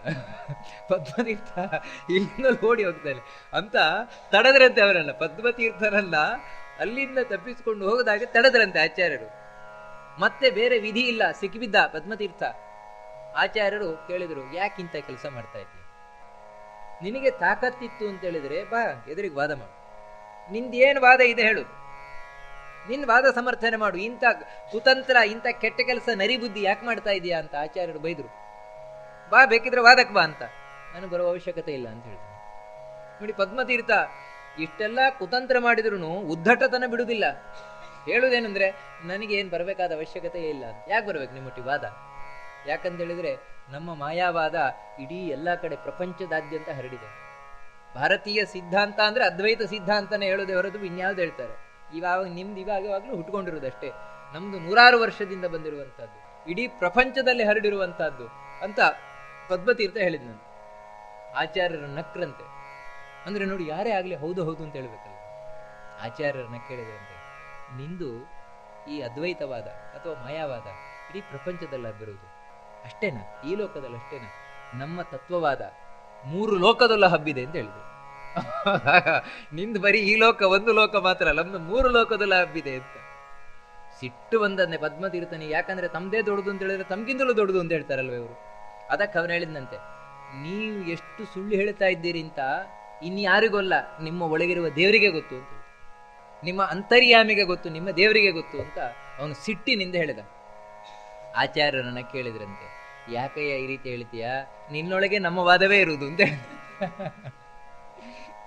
ನೀನು ಕೂಡ ನಮ್ಮ ಮತದವನೇ ಆಗೋಗ್ಬಿಟ್ಟಿಯಲ್ವಾ ಅಂತ ಅವನಿಗೆ ಆಶ್ಚರ್ಯ. ಹೇಗೆ ಹೇಳ್ತೀರಿ? ಮತ್ತೆ ನಿನ್ನ ವಾದದ ಪ್ರಕಾರ ಅಂತರ್ಯಾಮಿ ಅಂತಲೇ ಇಲ್ಲ, ಒಳಗೆ ದೇವರಿದ್ದಾನೆ. ಯಾಕೆ ನಾನೇ ದೇವರು ಅಂದಾದ್ಮೇಲೆ ಒಳಗೆಲ್ಲಿರ್ತಾನೆ ದೇವರು? ಆ ರೀತಿ ಅಂತರ್ಯಾಮಿ ಇದೆಲ್ಲ ನೀನು ಒಪ್ಪೇ ಇಲ್ವಲ್ಲ. ಮತ್ತೆ ಇವ ಅಂತರ್ಯಾಮಿ ತಿಳ್ಕೊಂಡಿದ್ದಾನೆ ನಿನ್ನೊಳಗೆ, ನಿಮ್ಮೊಳಗೆ ಇರುವ ದೇವರಿಗೆ ಗೊತ್ತು ಅಂತ ಹೇಳ್ತೀಯಲ್ವಾ ಅಂತ. ಇದೆಷ್ಟು ಸರಿ ಅಂತ ಹೇಳಿ ಆಚಾರ್ಯರು ಬಾ ಅಂತ ವಾದಕ್ಕೆ ಕರೆದ್ರಂತೆ. ಮತ್ತೆ ವಿಧಿ ಇಲ್ಲ, ಪದ್ಮತೀರ್ಥ ವಾದಕ್ಕೆ ಸಿದ್ಧಾದ. ಕರಿ ಪ್ರಾಶ್ನಿಕರನ್ನ ಅಂತ ಹೇಳಿದ್ರೆ ಅಂದ್ರೆ ಮಧ್ಯವರೆದವರು, ನಮಗೆ ತೀರ್ಮಾನ ಮಾಡ್ಲಿಕ್ಕೆ ಬೇಕಲ್ವಾ, ತೀರ್ಮಾನ ಮಾಡ್ಲಿಕ್ಕೆ ಜನ ಇಲ್ಲ ಅಂತ ಹೇಳಿದ್ರೆ ಆಚಾರ್ಯ ನಾನು ಮಾಡ್ತೇನೆ ವ್ಯವಸ್ಥೆ ಅಂತ ಪ್ರಾಶ್ನಿಕರ ವ್ಯವಸ್ಥೆ ಆಯಿತು. ಆಚಾರ್ಯರೊಟ್ಟಿಗೆ ವಾದ ನಡೆಯಿತು. ದುಷ್ಟಾತ್ಮಾಸೋ ಭದ್ರಮೇಕಾಕಿನಿಂ ಯಃ ಕ್ಷೇಪ್ತುಂ ಹೇತು ಸೌಖ್ಯದಾಖ್ಯಂ ಬಭೂವ ಹರಿಯಂ ಶೋಯಂ ತನ್ನ ಚಕ್ಷಾಮ ಭೂಯಃ ತೂಕೆ ಸನ್ನೇ ಸೂಕರಂ ಕೇಸರಿವ. ಆಚಾರ್ಯರಿಗೆ ತುಂಬ ಸಿಟ್ಟು ಬಂದದ್ದೇನು ಅಂತ ಹೇಳಿದ್ರೆ, ಗ್ರಂಥ ಅಪಾರ ಮಾಡಿದ್ದಲ್ಲ, ಅದಕ್ಕಿಂತಲೂ ಹೆಚ್ಚು ಪಾಪ ಮಹಾ ಸಾತ್ವಿಕರಾದ ಶಂಕರ ಪಂಡಿತರಿಗೆ ಅವಮಾನ ಮಾಡಿದಾರಲ್ವ. ಅಂಥ ಒಳ್ಳೆ ಸಾತ್ವಿಕ ಬ್ರಾಹ್ಮಣನಿಗೆ ಅವಮಾನ ಮಾಡಿದಾರಲ್ವ. ಇದು ಹೇಗಂದ್ರೆ ಅದಕ್ಕೊಂದು ಉದಾಹರಣೆ ಕೊಡ್ತಾರೆ. ಹುಲಿ ತನ್ನ ಮರಿಯನ್ನ ಹಂದಿ ಏನಾದ್ರೂ ಕೊಂದ್ರೆ ಬಿಡ್ತದೇನು? ಹುಲಿಯ ಮರಿಯನ್ನ ಹಂದಿ ಕೊಂದು ಹಾಕಿದ್ರೆ ಆ ಸೇಡು ತೀರಿಸ್ಕೊಳ್ದೆ ಬಿಡ್ತದ? ಆ ರೀತಿ ಆಚಾರ್ಯರು ಇವಾಗ ಕೆರಳಿದ್ದಾರೆ. ಅವರಿಗೆ ತುಂಬಾ ಸಿಟ್ಟು ಬಂದದ್ದು ತಮ್ಮ ಶಿಷ್ಯನಿಗೆ. ಪಾಪ ಬಹಳ ಒಳ್ಳೆಯವರು ಅವರು, ಶಂಕರ ಪಂಡಿತರು. ಅವರಿಗೆ ರೀತಿ ಆಗಿದೆಯಲ್ವಾ ಅಂತ ಅದಕ್ಕೆ ಬಿಡ್ಲಿಲ್ಲ, ವಾದ ಕರೆದ್ರು. ತಸ್ಯತ್ರಾಸಾತ್ ಪೃಷ್ಠತಸ್ತಿಷ್ಠತೋ ಭೂತ್ ಕ್ಷೇಮಾಪೇಕ್ಷಿ ಯೋಜನ ಪ್ರಾಗಿತೋಪಿ. ಪದ್ಮತೀರ್ಥನ್ ಕತೆ ಏನಾಯ್ತು ಅಂದ್ರೆ, ಆಚಾರ್ಯರು ಇಷ್ಟು ಗರ್ಜಿಸ್ತಾ ಇದ್ರೆ ಹೆದರು ಬಿಟ್ಟಿದ್ದಾನೆ. ಆಚಾರ್ಯರು ಎದುರು ನಿಲ್ಲಿಕ್ಕೆ ಆಗ್ತಾ ಇಲ್ಲ, ಹಿಂದೆ ಹೋಗಿ ನಿಲ್ತಾ ಇದ್ದಾನಂತೆ. ಎದುರಿಗೆ ಪುಂಡ್ರೀಕಪುರಿಯನ್ನು ಕಳಿಸ್ತಾ, ಹೋಗ ಮಾರಾಯ ಒಂದ್ಸಲ ಸೋತಾದ್ರೂ ಗೊತ್ತು ನಿನಗೆ. ಆಚಾರ್ಯರು ಎದುರಿಸ್ಲಿಕ್ಕಾದ್ರೂ ಎದುರಿಸ್ತಿದ್ಯಾ, ನನಗೆ ಅದು ತಾಕತ್ತಿಲ್ಲ ಅಂದ್ರೆ ನೋಡಿ ಆ ತೇಜಸ್ಸು, ಆಚಾರ್ಯರ ತೇಜಸ್ಸು, ಆ ಗಡಸುತನ ಅಂತಹದ್ದು. ಅದನ್ನು ಮುಂದೆ ನಿಲ್ಲಿಕ್ಕಾಗ್ತಾ ಇಲ್ಲ. ಮುಂದೆ ಪುಂಡ್ರೀಕಪುರಿಯನ್ನು ಮಾಡ್ತಾ ಇದ್ದಾನೆ. ಪುಂಡ್ರೀಕಪುರಿ ಒಮ್ಮೆ ಸೋತಿದ್ರು ಕೂಡ ಸ್ವಲ್ಪ ಇವನಿಗಿಂತ ವಾಸಿ, ಎದುರಿಗೆ ಬರ್ತಾ ಇದ್ದಾರಂತ ಪುಂಡ್ರೀಕಪುರಿ. ಕಡೆಗೆ ಮಧ್ಯೇನ್ಯೇಷಾಂ ಗೋತತೀಸ್ತತ್ ಪ್ರಯುಕ್ತ ಸೋಜ್ಜದ್ವಿಷ್ಣುರ್ ಪಂಚಶೇರ್ಗೋ ವಿಶೇಷೈ. ನಂತರ ವಾದ ಶುರುವಾಯಿತು ಅಂತ ಹೇಳ್ತಾರೆ. ಎಲ್ಲಿ ವಾದ ಆಯಿತು ಅಂತ ಹೇಳಿದ್ರೆ ಅದಕ್ಕೆ ಕೂಡ್ಲು ಅಂತ ಜಾಗ ಹೇಳ್ತಾರೆ ನೋಡಿ. ವಾಸ್ತವಿಕವಾಗಿ ಅದು 2 ಹಳ್ಳಿಗಳು ಸೇರುವಂತ ಒಂದು ಜಾಗ, ಕಾಡಿ ಕುಡೇಲ್ ಅಂತ. ಅದು ಸೇರುವ ಜಾಗ ಕೂಡ್ಲು ಅಂತ. ಅಲ್ಲಿ ವಾದ ಆಯಿತು ಅಂತ ಸಾಮಾನ್ಯ ಪ್ರತೀತಿ ಇರುವುದು. ಇವತ್ತು ಕೂಡ ತೋರಿಸ್ತಾರೆ ಆ ಜಾಗವನ್ನು. ಅಲ್ಲೊಂದು ಮರದ ಕಟ್ಟೆ ಕೆಳಗೆ ಪದ್ಮತೀರ್ಥ ಹಾಗೂ ಆಚಾರ್ಯರಿಗೆ ವಾದ ನಡೆದ ಸ್ಥಳ ಅಂತ ತೋರಿಸ್ತಾರೆ, ಕಾವು ಮಠದ ಹತ್ತಿರ. ಅಲ್ಲಿ ವಾದ ಆಯಿತು. ಆಚಾರ್ಯರು ಆ ಪುಂಡ್ರೀಕಪುರಿ, ಪದ್ಮತೀರ್ಥ ಇವರನ್ನೆಲ್ಲ ಎದುರಿಗೆ ಕೂರಿಸಿದ್ರು. ಹೇಳ್ರಿ ನಿಮ್ದೇನು ವಾದ, ನಿಮ್ದೇನು ದೊಡ್ಡದು ಮಾಯಾವಾದ ಅಂತ. ಅವರು ಏನು ಹೇಳಿದ್ರು ಅದನ್ನೆಲ್ಲ ಆಚಾರ್ಯರು ಖಂಡನೆ ಮಾಡಿದ್ರಂತೆ. ವಿಷ್ಣೋರ್ಭೂಯಶ್ಚೋ ಭಯದ್ಭಿಪ್ಪದಾಂತಂ ಪಾರಂಪರ್ಯೇಣಿ ರಮಾಣ್ಯೇ ಯೇ ರಮಾಣೇರವಾರ್ಯೈಃ ಗೋವ್ರಾತ್ತೇಸ್ತಂ ದಾರಯಿತ್ವಾ ನಿಗೃಹಾತ್ ಕಂದಾಖ್ಯಾನಂ ಸಿಂಧುಪಂ ಮಧ್ವಪಾರ್ಥಃ. ಅವ್ರು ಏನು ಹೇಳಿದ್ರು ಅದೆಲ್ಲವನ್ನ ಆಚಾರ್ಯರ ಖಂಡನೆ ಮಾಡಿದ್ದಾರೆ. ನೋಡಿ, ನೀವು ಹೇಳಿದ್ರಲ್ಲಿ ಇಷ್ಟು ತಪ್ಪುಂಟು, ಹೀಗೆ ತಪ್ಪುಂಟು, ಹೀಗೆ ತಪ್ಪುಂಟು ಅಂತ. ಅಷ್ಟು ತಪ್ಪು ಹೇಳಿದ್ದು ಮಾತ್ರ ಅಲ್ಲ, ಇದೇ ನಿಜವಾದ ಸಿದ್ಧಾಂತ ಅದ್ವೈತ ಎಷ್ಟು ಸರಿಯಲ್ಲ, ತಪ್ಪು ಅಂತ ಹೇಳಿ ನಿರಂತರವಾಗಿ ಹೇಳ್ಕೊಂಡು ಹೋದ್ರಂತೆ. ಮಾತಾಡ್ಲಿಕ್ಕೆ ಅವಕಾಶ ಇಲ್ಲ. ಪದ್ಮತೀರ್ಥನಿಗಾಗ್ಲಿ ಪುಂಡ್ರೀಕಪುರಿಗಾಗ್ಲಿ ಮಾತಾಡ್ಲಿಕ್ಕೆ ಅವಕಾಶ ಇಲ್ಲ. ಆ ರೀತಿ ನಿರಂತರವಾಗಿ ಆಚಾರ್ಯರು ತಾವು ಮಾತನುಗಳನ್ನು ಹಾಡಿದ್ರಂತೆ, ಮಾತಾಡಿ ಸೋಲಿಸಿದ್ರಂತೆ ಆ ಪದ್ಮತೀರ್ಥನನ್ನ ಹಾಗೂ ಪುಂಡರೀಕಪುರಿಯನ್ನ. ಅದು ಹೇಗೆ ಅಂದ್ರೆ ಅದಕ್ಕೊಂದು ಉದಾಹರಣೆ ಕೊಡ್ತಾರೆ ಬಹಳ ಸುಂದರವಾಗಿ. ಹಿಂದೆ ಅರ್ಜುನ ಜಯದ್ರಥನೊಂದಿಗೆ ಯುದ್ಧ ಮಾಡಿದಾಗೆ, ಅಭಿಮನ್ಯುವನ್ನ ಕೊಲ್ಲಿಕ್ಕೆ ಜಯದ್ರಥನೇ ಕಾರಣ ಅಂತ ಗೊತ್ತಾದ ಕೂಡಲೇ ಅರ್ಜುನನಿಗೊಂದು ಸಿಟ್ಟು ಬಂತು. ಅಷ್ಟಿಷ್ಟಲ್ಲ, ನಾಳೆ ಸಂಜೆ ಸೂರ್ಯ ಮುಳುಗೋದ್ರೊಳಗೆ ನಾನು ಕೊಂದೇ ಸಿದ್ಧ ಜಯದ್ರಥನಂದ ಯುದ್ಧಕ್ಕೆ ನಿಂತ. ಜಯದ್ರಥ ಹಿಂದೆ ಮುಚ್ಚಿ ಕೂಡ್ತಾ ಇದ್ದ. ಎದುರಿಗೆ ಬಂದವರು ಭೀಷ್ಮ, ದ್ರೋಣ ಮುಂತಾದವರೆಲ್ಲ ಬಂದದ್ದು. ಭೀಷ್ಮ ರೋಗಿಯಾಗಿತ್ತು, ದ್ರೋಣ ಮುಂತಾದವರು ಬಂದದ್ದು. ಅವರೆಲ್ಲರನ್ನು ಕೂಡ ಪುಂಖಾನುಪುಂಖವಾಣ ಬಿಡ್ತಾ ಬಿಡ್ತಾ ಬಿಡ್ತಾ ಲೆಕ್ಕವೇ ಇಲ್ಲ. ಅರ್ಜುನ ಆ ರೀತಿ ಯುದ್ಧ ಮಾಡಿದ್ದಾನೆ ಜಯದ್ರಥನನ್ನು ಹುಡುಕ್ಲಿಕ್ಕೋಸ್ಕರ. ಅದೇ ರೀತಿ ಪುಂಡ್ರೀಕಪುರಿ ಮುಂತಾದವರು ಯಾರು ಬಂದ್ರು ಆಚಾರ್ಯರಿಗೆ ಇವಾಗ ಕೆರಳು ಬಿಟ್ಟಿದ್ದಾರೆ ಆಚಾರ್ಯರು. ಯಾಕಂದ್ರೆ ಶಂಕರ ಪಂಡಿತರಿಗೆ ಅವಮಾನ ಮಾಡಿದ್ದಾರೆ ಅಂತ ಭಯಂಕರವಾಗಿ ಅಲ್ಲಿ ಮಾತಾಡಿದ್ದಾರೆ ಆಚಾರ್ಯರು. ಆ ಮಾತನ್ನ ಕೇಳಿ ನಡುಗಿ ಹೋದ್ರಂತೆ ಮಾಯಾವಾದಿಗಳು. ಮಾತಾಡ್ಲಿಕ್ಕೆ ಇಲ್ಲ, ಕಡೆಗೆ ನಿಲ್ಲಿಕ್ಕೆ ಸಾಧ್ಯವಾಗದೆ ಓಡ್ಲಿಕ್ಕೆ ಶುರು ಮಾಡಿದ್ರಂತೆ. ಇದನ್ನು ನೋಡಿ ತ್ರಿವಿಕ್ರಮ ಪಂಡಿತಾಚಾರ್ಯರು ಸ್ಪಷ್ಟ ಕಂಡವರು. ಆಕ್ರೋಶಂತೋ ನಿರಾಶಾ ಭಯಭರ ವಿವಶ ಸ್ವಾಶಯ ಛಿನ್ನ ದರ್ಪಾಹ ವಾಶಂತೋ ದೇಶನಾಶಸ್ತ್ವಿಧಿಪತ ಕುಧಿಯಾಂ ನಾಶಮಾಶಾದಶಾಶು ಧಾವಂತೋ ಅಶ್ಲೀಲಶೀಲ. ಸುಮ್ಮನೆ ಹೋಗ್ಲಿಲ್ವಂತೆ. ತ್ರಿವಿಕ್ರಮ ಪಂಡಿತಾಚಾರ್ಯಂದ್ರೆ ಇವರಪ್ಪ ನಾರಾಯಣ ಪಂಡಿತಾಚಾರ್ಯರ ತಂದೆ, ಸಾಕ್ಷಾತ್ ಇದೆಲ್ಲ ಕಂಡವರು. ಅವರು ಹೇಳ್ತಾರೆ, ಯಾವ ರೀತಿ ವಾದ ಮಾಡಿ ಸೋತು ಹೋಗ್ತಾ ಇದ್ರು ಅಂದ್ರೆ ಆಚಾರ್ಯರಿಗೆ ಬಾಯಿಗೆ ಬಂದಾಗ ಬೈಕೊಂಡು ಹೋಗ್ತಾ ಇದ್ರು. ಅದು ಹಾಗೆ ಅಲ್ಲ, ಆಕ್ರೋಶಂತಹ ನಿರಾಶ. ಯಾಕೆ ಇನ್ನೇನು ಮಾಡ್ಲಿಕ್ಕಿಲ್ಲ, ಇವರನ್ನು ವಾದ ಮಾಡಿ ಸೋಲಿಸ್ಲಿಕ್ಕಾಗೋಲ್ಲ, ಪೆಟ್ಟು ಕೂಡ ಮಾಡ್ಲಿಕ್ಕಾಗೋಲ್ಲ. ಯಾಕಂದ್ರೆ ಪೆಟ್ಟು ಕೊಡ್ಲಿಕ್ಕೆ ಹೋದ್ರೆ ಪೆಟ್ಟು ತಿಂದು ಬರ್ಬೇಕು, ಮಾತಾಡ್ಲಿಕ್ಕೆ ಹೋದ್ರೆ ಆಗುದಿಲ್ಲ, ಮತ್ತಿನ್ನೇನ್ ಮಾಡೋದು, ಬಾಯಿಗೆ ಬಂದಾಗ ಬೈಕೊಂಡು ಹೋಗ್ತಾರೆ. ಅಂತ ಅಶ್ಲೀಲ ಶೀಲ ಅಂತ ಕೆಟ್ಟ ಕೆಟ್ಟ ಮಾತುಗಳನ್ನ ಬೈತಾ ಓಡಿ ಹೋಗಿದ್ದಾರೆ ಅಂತ ಹೇಳ್ತಾರೆ ಆಚಾರ್ಯರ ಮುಂದೆ. ಆ ರೀತಿ ಓಡಿ ಹೋಗ್ತಾ ಇದ್ರೆ ಆಚಾರ್ಯರ ಶಿಷ್ಯರಿಗೆ ಖುಷಿಯೋ ಖುಷಿ ಅಂತ, ಆನಂದವಾನಂದ ಅಂತ. ಅವರೆಲ್ಲರೂ ಕೂಡ ನೋಡಿ ಎಷ್ಟು ಅಂದ್ರೆ ಆಚಾರ್ಯರ ಹತ್ರ ಪ್ರಾರ್ಥನೆ ಮಾಡ್ಕೊಂಡಿದ್ದೆ, ಗುರುಗಳೇ ನೀವು ಏನು ಈಗೊಂದು ಮಾತಾಡಿದ್ರಿ, ಈ ಮಾತು ಅತ್ಯಂತ ಬಹಳ ಪ್ರಖರವಾಗಿತ್ತು, ಇದೊಂದು ಗ್ರಂಥ ಆಗಬೇಕು ಅಂತ, ನಿಮ್ಮ ಮಾತುಗಳೇ ಒಂದು ಗ್ರಂಥ ಆಗಬೇಕು ಅಂತ. ಅದೇ ತತ್ವೋದ್ಯೋತ ಅಂತ ಪ್ರಸಿದ್ಧವಾದ ಗ್ರಂಥ. ಅದಕ್ಕೆ ಹೆಸರೇ ವಾದ ಅಂತ, ಇನ್ನೊಂದು ಹೆಸರು ವಾದ ಅಂತ. ಆ ಪದ್ಮತೀರ್ಥ ಪುಂಡರೀಕಪುರಿಯನ್ನು ಸೋಲಿಸಿದ ಗ್ರಂಥ ಅದು ತತ್ವೋದ್ಯೋತ ಅಂತ. ಕಡೆಗೆ ಆ ಗ್ರಂಥದ ಕಡೆಯಲ್ಲಿ ಶಿಷ್ಯರು ಪ್ರಾರ್ಥನೆ ಮಾಡ್ಕೊಳ್ತಾರೆ, ಸ್ವಾಮಿ ನಮ್ದು ಕೆಲವು ಮಾತುಗಳನ್ನು ಸೇರಿಸ್ಬೇಕಿದ್ರಲ್ಲಿ ಅಂತ. ನೀವು ಈ ವಾದದಿಂದ ಸೋಲಿಸಿದಾಗ ಈ ಮಾಯಾವಾದಿಗಳು ಓಡಿ ಹೋದದ್ದು ಪರಿ ಏನಿದೆ ಅದನ್ನು ಮುಂದಿನ ಇಡೀ ಜನಾಂಗ ತಿಳ್ಕೊಳ್ಬೇಕು, ಶತಶತಮಾನಗಳಲ್ಲಿ ತಿಳಿಬೇಕದು ಯಾವ ರೀತಿ ಓಡಿ ಹೋದ್ರು ಅಂತ. ಅದಕ್ಕೆ ಕೆಲವು ಶ್ಲೋಕಗಳನ್ನು ಇವತ್ತೂ ಇದೆ ನೋಡಿ ಆ ಗ್ರಂಥದಲ್ಲಿ. ಏನು ಅಂತ ಹೇಳಿದ್ರೆ ಅದರದ್ದು ಅನುವಾದವನ್ನ ಮಾಡ್ಕೊಂಡು ಹೋಗ್ತಾರೆ. ಆಸ್ತಾಮಾಸ್ತಾಮೇಶವೋ ವಿಶ್ವಮೋಷೋ ರೇ ರೇ ವಾಯಾ ಮಾಯಾವಾದಿ ಚೋರಾದ್ರವೇತ. ಸಾಕು ಸಾಕು ಮಾಯಾವಾದಿಗಳೇ, ಒಳಗ್ಲಿ ಕಳ್ರು ನೀವು. ಯಾವ ಕಳ್ರು ಅಂದ್ರೆ ದೇವರನ್ನೇ ಕದಿಲಿಕ್ಕೆ ಹೊರಟ ಕಳ್ರು, ಜಗತ್ತನ್ನೇ ಕದಿಲಿಕ್ಕೆ ಹೊರಟ ಕಳ್ರು. ಏನ್ ಅವ್ರೇನ್ ಜಗತ್ತನ್ನು ಕದೀತಾರೆ, ದೇವರನ್ನ ಏನ್ ಕದೀತಾರೆ? ಜಗತ್ತು ಸುಳ್ಳು ಅಂತ ಹೇಳುವುದು ಒಂದೇ, ಜಗತ್ತನ್ನು ಕದಿಯುವುದು ಒಂದೇ. ಅದಕ್ಕಿಂತ ದೊಡ್ಡದೇನಿದೆ ಜಗತ್ತನ್ನು ಕದಿಬೇಕು ಅಂದ್ರೆ? ಎದುರಿಗೆ ಕಾಣ್ತಾ ಇರುವುದನ್ನು ಸುಳ್ಳು ಅಂತ ಹೇಳಿದ್ರೆ ಕಳ್ಳ ಅಂದ್ ಇದನ್ನೇ ಹೇಳುದು ತಾನೆ. ತನ್ನ ವಸ್ತುವನ್ನು ಹಿಡ್ಕೊಂಡಿರ್ತಾನೆ, ಇಲ್ಲ ನಾನು ಕದ್ದೇ ಇಲ್ಲ, ನಾನು ಕದ್ದೇ ಇಲ್ಲ, ಅದರ ಅರ್ಥ ಏನು? ಇರುವುದನ್ನೇ ಇಲ್ಲ ಅಂತ ಹೇಳುದು ತಾನೆ. ಅದೇ ಕೆಲಸ ನೀವು ಮಾಡ್ತಾ ಇದ್ದೀರಿ. ಜಗತ್ತು ಕಣ್ಣಿಗೆ ಕಾಣ್ತಾ ಇದೆ, ಭಗವಂತನ ಮಹಿಮೆಯನ್ನು ತಿಳ್ಕೊಳ್ಳಿಕ್ಕೆ ನಮ್ಗಿರುವ ಏಕೈಕ ಮಾರ್ಗ ಜಗತ್ತು. ಜಗತ್ತನ್ನು ನೋಡಬೇಕು, ದೇವರನ್ನ ಅರ್ಥ ಮಾಡ್ಕೊಳ್ಬೇಕು. ಈ ಜಗತ್ತೇ ಸುಳ್ಳು ಅಂತ ಹೇಳ್ಬಿಟ್ರೆ ದೇವರಲ್ಲಿದ್ದಾನೆ? ಹೋಗ್ಲಿ, ಆ ದೇವ್ರು ಯಾರು? ನಾನೇ ದೇವರು. ನಾನೇ ದೇವರು ಅಂತ ಹೇಳಿದ್ರೆ ಇನ್ನೇನಿದೆ? ಸರ್ವೋತ್ತಮನಾದ ದೇವರು ಎಲ್ಲಿ ಹೋಗ್ಬಿಟ್ಟ? ಈ ರೀತಿ ದೇವರನ್ನು ಕದ್ದವರು, ಜಗತ್ತನ್ನು ಕದ್ದವರು, ಮುಗೀತು. ಇನ್ನು ನಿಮ್ ಕಳ್ಳಾಟ ನಡೆಯೋಲ್ಲ. ಯಾಕಂದ್ರೆ ಕಳ್ಳತನ, ಈ ದರೋಡೆ ರಾತ್ರಿ ಮಾತ್ರ ನಡೆಯುವುದು, ಹಗಲಾದ್ಮೇಲೆ ನಡೆಯುವುದಿಲ್ಲ ತಾನೆ. ಇವಾಗ ಕತ್ತಲೆ ಕಳೀತಾ ಬಂತು, ಇಲ್ಲಿವರೆಗೆ ಕತ್ತಲೆ ಇತ್ತು, ಈಗ ಕತ್ತಲೆ ಕಳೀತಾ ಬಂತು. ಯಾಕಂತ ಹೇಳಿದ್ರೆ ದೃಷ್ಟ ನಿಗ್ರಹೀತ ಧ್ರುವಂಬ. ನೀವು ಸಿಕ್ಕಿಬಿದ್ರಿ ಹೇಳೋದು. ಯಾಕಂದ್ರೆ ಯಾಕೆ ಸಿಕ್ಕಿಬಿದ್ರಿ ಅಂದ್ರೆ ನೀವು ಇನ್ನೂ ಕತ್ತಲೇ ಇದೆ ಎಂದು ತಿಳ್ಕೊಂಡಿದ್ದೀರಿ. ಇಲ್ಲ, ಸೂರ್ಯ ಬಂದಾಯ್ತು. ಸೂರ್ಯ ಬಂದ ಮೇಲೆ ಕಳ್ತನ ಮಾಡ್ತಾ ಇದ್ರೆ ಸಿಕ್ಕಿ ಬೀಳುವುದಿಲ್ವೇನು? ರಾತ್ರಿ ಮಾಡಿದ್ರೆ ಮಾತ್ರ ಬಚಾವ ಹೊರತು ಸೂರ್ಯ ಬಂದ ಮೇಲೆ ಪ್ರಯೋಜನ ಇಲ್ಲ. ಯಾವ ಸೂರ್ಯ ಅಂದ್ರೆ ಮಧ್ವಪಾರ್ಥ, ಮಧ್ವಾಚಾರ್ಯರೆಂಬ ಸೂರ್ಯ ಉದಯಿಸಿ ಬರ್ತಾ ಇದ್ದಾನೆ ನೋಡಿ. ಅದನ್ನೇ ಆನಂದ ತೀರ್ಥ ಪುಂಸಿಂಹೋ ಮಾಯಾವಾದಿ ತಿಥೇ ಸುತಾನ್ ವಿದಾರ್ಯ ಯುಕ್ತಿ ನಖರೈಹಿ ಅಪ್ರತೀತೋ ವಿಭಾಸತೆ. ಇದೆಲ್ಲ ಅವರು ಶಿಷ್ಯರು ಸೇಲಿಸಿದ ಮಾತುಗಳು. ಇವತ್ತು ಈ ಗ್ರಂಥದ ಆ ತತ್ವೋದ್ಯೋತದ ಕಡೆಯಲ್ಲಿ ಈ ಗ್ರಂಥಗಳಿದೆ, ಈ ವಾಕ್ಯಗಳೆಲ್ಲವೂ ಕೂಡ ಇದೆ.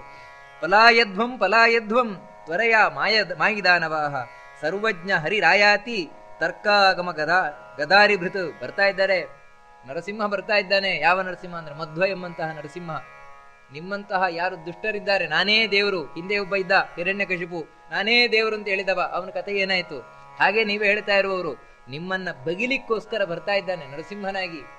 ಮಧ್ವರು ನರಸಿಂಹನಾಗಿ ಬರ್ತಾ ಇದ್ದಾರೆ ಅಂತ ಈ ರೀತಿ ಬಹಳ ಸುಂದರವಾಗಿ ಹೇಳ್ತಾರೆ. ಇನ್ನು ನೀವೆಲ್ಲಾದ್ರೂ ಗುಹೆ ಒಳಗೆ ಹೋಗಿ ಸೇರ್ಕೊಳ್ಬೇಕು. ಯಾಕಂದ್ರೆ ಕಳ್ರಿಗಿನ್ನು ಜಾಗ ಇಲ್ಲ. ಗೊತ್ತಾಗೋಯ್ತು, ನಿಮ್ಮ ಎಲ್ಲ ಕಳ್ಳತನ ಗೊತ್ತಾಗೋಯ್ತು. ತೇಜೋ ವಿದ್ವಶ್ಚಕ್ರಚಂದ್ರಸ್ಯ ಲೀನಂ ವಿದ್ವಸ್ಥಾಲಂಬಾದಿ ನಕ್ಷತ್ರ ಲಕ್ಷ್ಮೀ. ಉಳಿದ ಯಾವ್ಯಾವ ಇಲ್ಲಿವರೆಗೆ ಪ್ರಕಾಂಡ ಪಂಡಿತರು ಅಂತಿದ್ರು, ಏನು ಪ್ರಕಾಂಡ ಪಂಡಿತರಿದ್ರು ಕೂಡ ಚಂದ್ರ ಇದ್ದ ಹಾಗೆ. ಅಥವಾ ವಾದಿ ವಿದ್ವಸ್ಥಾಲಂಬಾದಿ ನಕ್ಷತ್ರ ಲಕ್ಷ್ಮೀ. ಇನ್ಯಾರ್ಯಾರು ವಾದ ಮಾಡುವವರಿದ್ರು, ಅವೆಲ್ಲ ನಕ್ಷತ್ರಗಳಿದ್ದಾಗೆ. ನಕ್ಷತ್ರಗಳು ಚಂದ್ರ ಎಲ್ಲ ಬೆಳಗುವುದು ರಾತ್ರಿಯಲ್ಲಿ ಹೊರತು ಸೂರ್ಯ ಬಂದ ಮೇಲೆ ಏನೂ ಇಲ್ಲ ತಾನೆ. ಆ ರೀತಿ ಈ ಮಧ್ವ ಸೂರ್ಯ ಉದಯಿಸಿ ಆಯ್ತು. ಇನ್ನು ನಿಮಗೆ ಜಾಗ ಇಲ್ಲ, ಆದಷ್ಟು ಬೇಗ ಹೊರಡಿ ಅಂತ ಹೇಳ್ತಾ ಇದ್ದಾರೆ. ಪೂರ್ವಾಶಾಮ ಪೂರ್ಯ ವಿಶ್ವ ಪ್ರಕಾಶಿ ಗೋಸಂದೋಹೇ ಶಬ್ದ ವಿದ್ಯಾಖ್ಯವಾಹ ಯುಷ್ಮಾಭಿಕ್ಷಿಮ್ಯೇಕ್ಷಿದೆ ದೀಪ್ಯತೆ ಸೋ ದೇವಸಾಕ್ಷಾ ಸರ್ವವಿತ್ ಸರ್ವದೀಪ. ಕಾಣಿಸ್ತಾ ಇಲ್ವ ಸೂರ್ಯ?